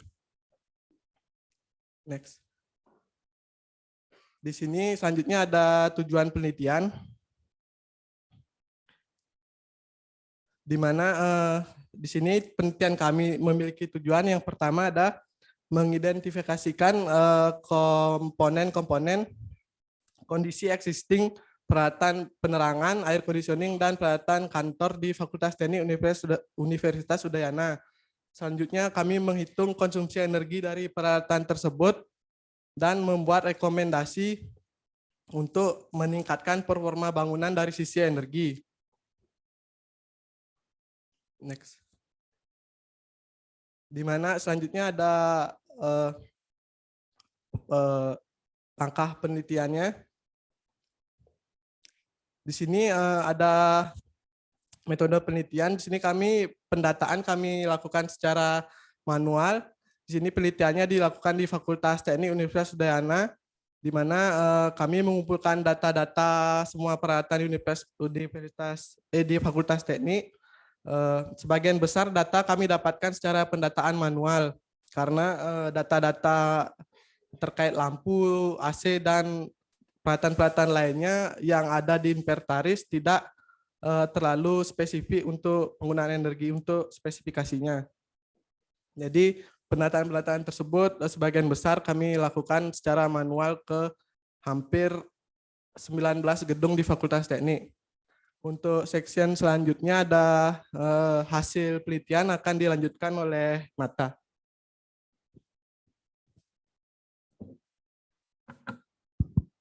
Baik, terima kasih sebelumnya atas kesempatan ini. Selanjutnya saya akan menjelaskan dari hasil penelitian kami.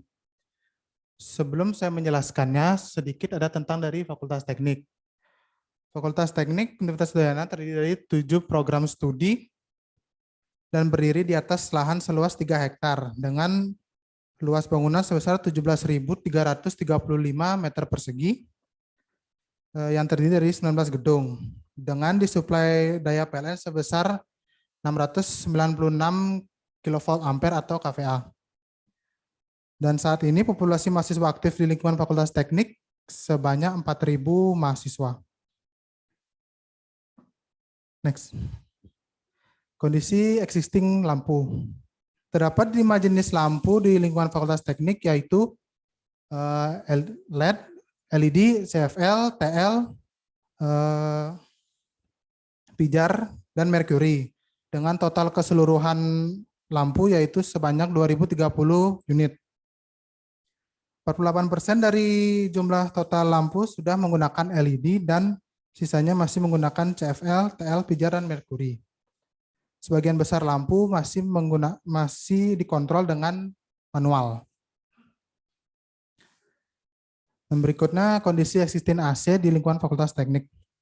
Jenis AC yang digunakan di lingkungan Fakultas Teknik rata-rata menggunakan tipe AC split sebanyak 347 unit. 33% dari jumlah total AC sudah berteknologi inverter dan sisanya masih non-inverter. Dan juga sebagian besar masih dikontrol secara manual dan setting suhu rata-rata 19 sampai 24 derajat Celcius. Dan selanjutnya kondisi existing komponen elektronik lainnya. Komponen elektronik lainnya yang dimaksud ini adalah komponen sistem komputasi. Sistem komputasi terdiri dari komputer desktop, laptop, printer, scanner, LCD proyektor, router, access point, dan server. Total seluruh sistem komputasi di Fakultas Teknik sebanyak 606 unit dan 22% dari total keseluruhannya sudah berlebar Energy Star. Next. Perbandingan tiga komponen tersebut di mana dari kondisi lampu sudah 48% hemat energi, AC sudah 33% hemat energi, dan sistem komputasi sudah 22% hemat energi. Rekomendasi hasil penelitian kami. Yang pertama, di mana untuk bangunan lama, semua komponen elektronik seperti lampu, AC, dan sistem komputasi yang sudah rusak harus diganti dengan komponen yang sudah berlabel hemat energi. Dan yang kedua, untuk bangunan baru ke depannya diwajibkan menggunakan peralatan yang sudah berlabel hemat energi, seperti yang sudah dijelaskan di peraturan PUPR dan pedoman teknis untuk implementasi bangunan hijau di Bali. Sekian dari presentasi kami. Mohon maaf jika ada salah kata. Sekian dan terima kasih.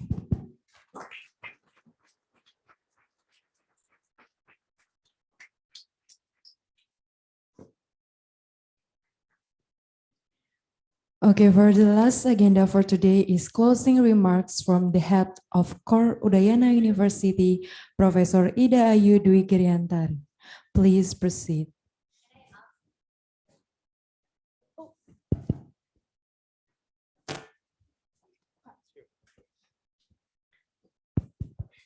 Yeah, can I ask questions? Yes, so I mean, very commendable work. And I just want to make a few suggestions for you to further, work on your project. Typically what happens is when you are trying to establish the energy efficiency measures and providing a pathway and giving recommendations, that includes, that obviously would have an investment, right? So when you make a recommendation, you have to justify it with the investment. What is your payback? What is that cost that you're going to incur to invest? And when you do this surveys, so it is very important to quantify the consumption. When you are, suppose even you are having, say, a incandescent bulb or a CFL, it has a certain wattage and it is used for certain number of hours, you will have a consumption.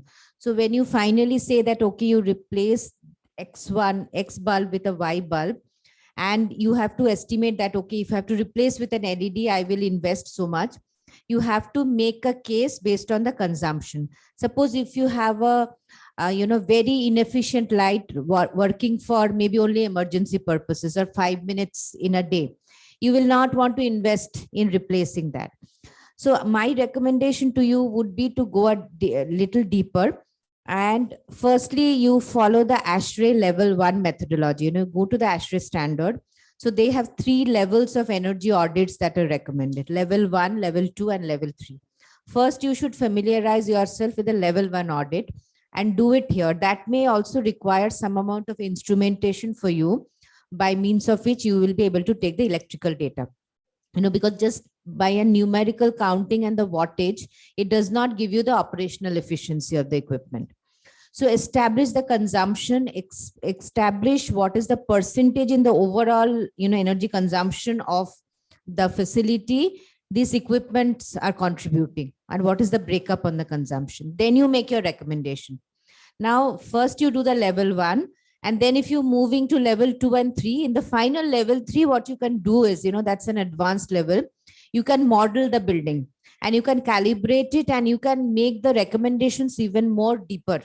Not only equipment to equipment replacement, but also you can make deep retrofits where you can introduce building changes and you can actually model a building and make those changes happen. And that will be a much more credible way to do it.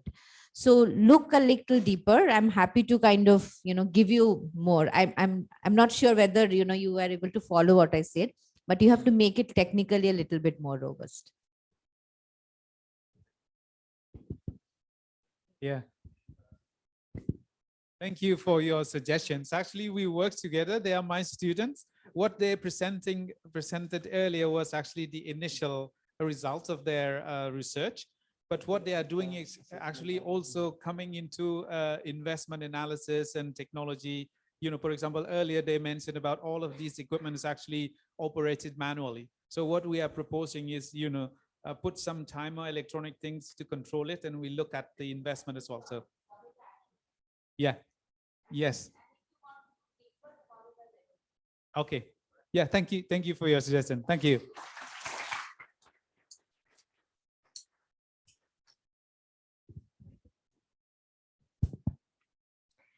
Then again, we are going to move to our last agenda for today is closing remarks from Head of Core Udayana University, Professor Ida Dwi Griantari.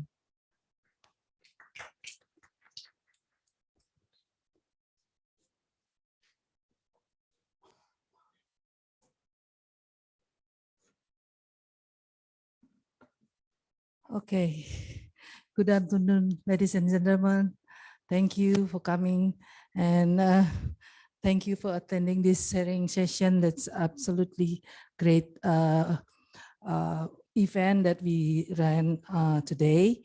I would like to thank also to the Bali province, especially the Public Works Department and the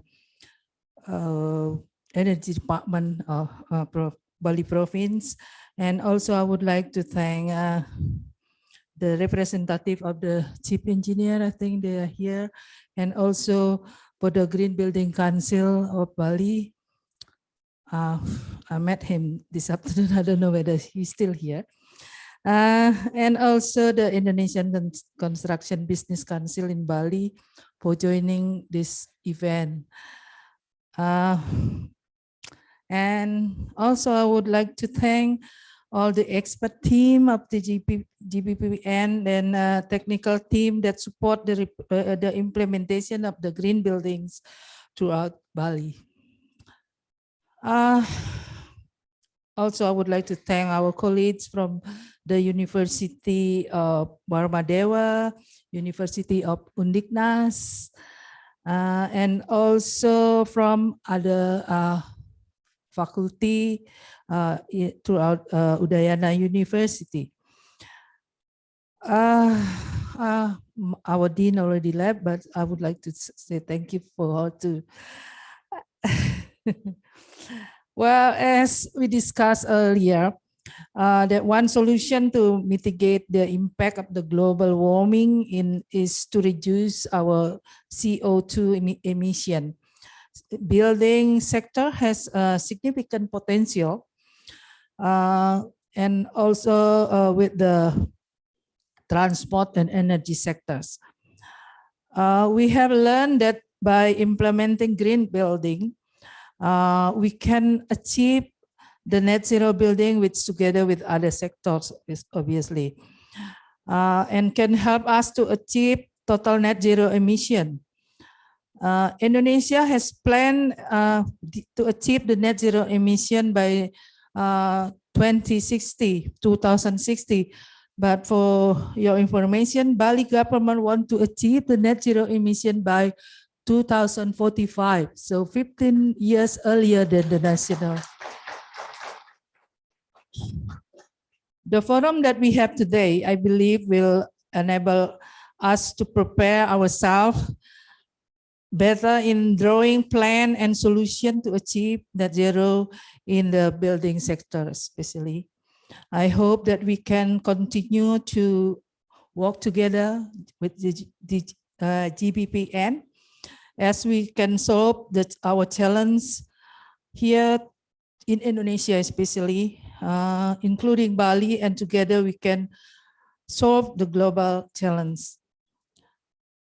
And finally, I would like to thank GBPN and the Indonesian team so that we have been able to support the government of Bali and district or city in Bali to achieve net zero emission by building performance especially. So I would like to say thank you again for this event, with this good event. And also we core team would like to say thank you to all the participants to come today. Thank you.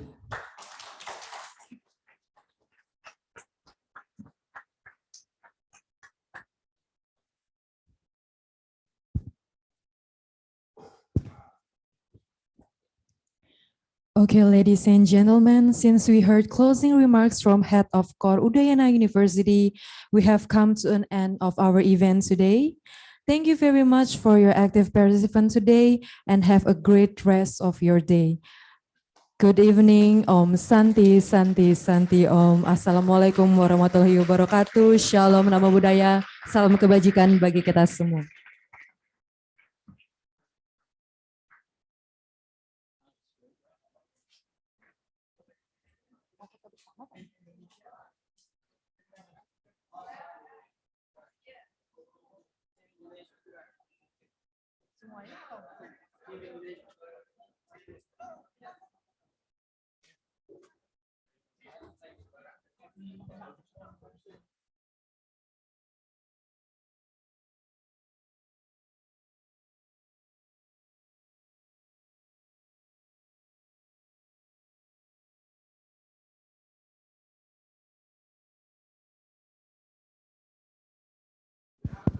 For all the participants, please stay here because we are moving to a photo session.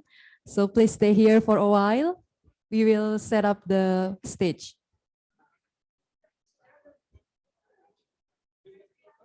Oh, dari sana. Itu kayak semacam biang keringat apa kalau di sini kan Baik, untuk seluruh peserta, mohon untuk mendekat juga kan kejaga ke arah. Kejaga kebersihannya kejaga. Jadi ya lebih puas. Untuk seluruh peserta mohon ketersediaannya untuk ke depan karena kita akan melakukan sesi foto bersama. Ya, di bawah gitu katanya.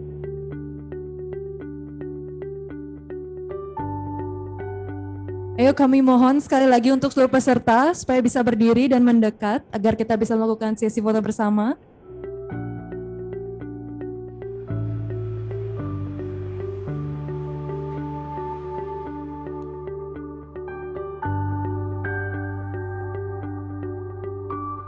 Adik-adik, mohon perhatiannya sebentar adik-adik ya, supaya bisa kita cepat ya. Ayo, bangun, menghadap ke depan. Ayo.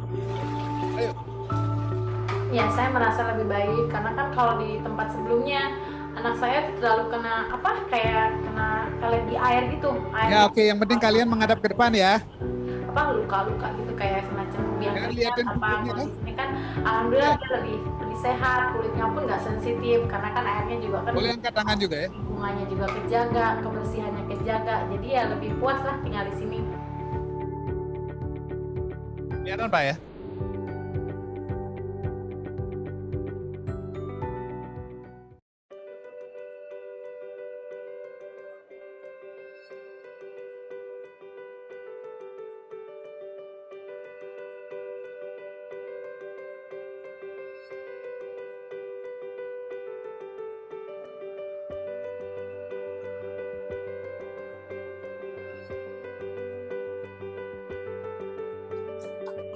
Terima kasih, thank you. Biaya listrik lebih murah di sini dibanding kontrakan lama saya. itu banyak banget ya Mbak.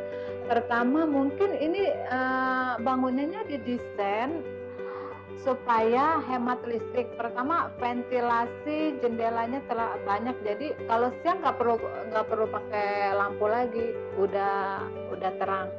Kedua, aku juga nggak perlu pakai AC karena kalau siang itu anginnya juga enak sepoi-sepoi gitu, jadi mungkin bisa menghemat listrik aku. Jadi aku cukup buka jendela gede-gede, angin udah masuk sepoi-sepoi kayak gitu. Itu sangat menghemat biaya listrik aku per bulan.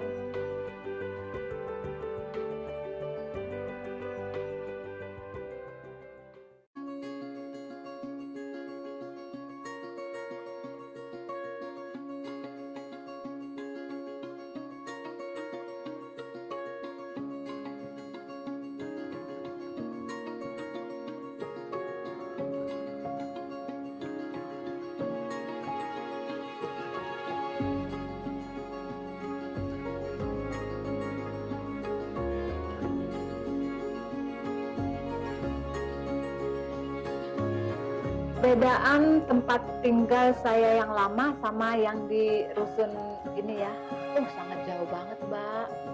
Kalau di tempat saya yang lama dibilang kumuh nggak juga sih ya, cuman dia masuk gang kecil,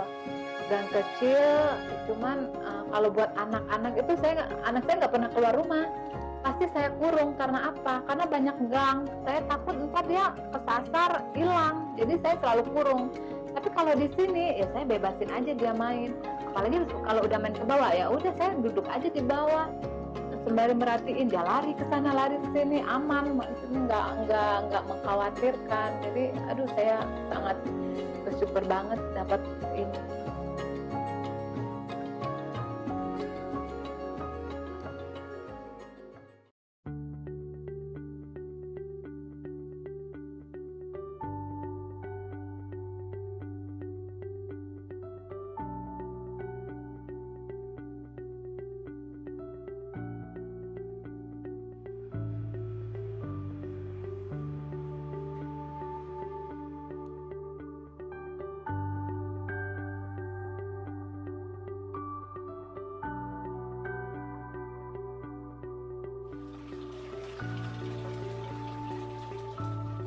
Ya, saya merasa lebih baik karena kan kalau di tempat sebelumnya anak saya selalu kena kayak kena alergi air gitu, airnya kotor karena kan banyak ininya luka-luka gitu kayak semacam yang keringat Kalau di sini kan alhamdulillah dia lebih sehat, kulitnya pun nggak sensitif karena kan airnya juga kan kejaga, lingkungannya juga kejaga, kebersihannya kejaga, jadi ya lebih puas lah tinggal di sini.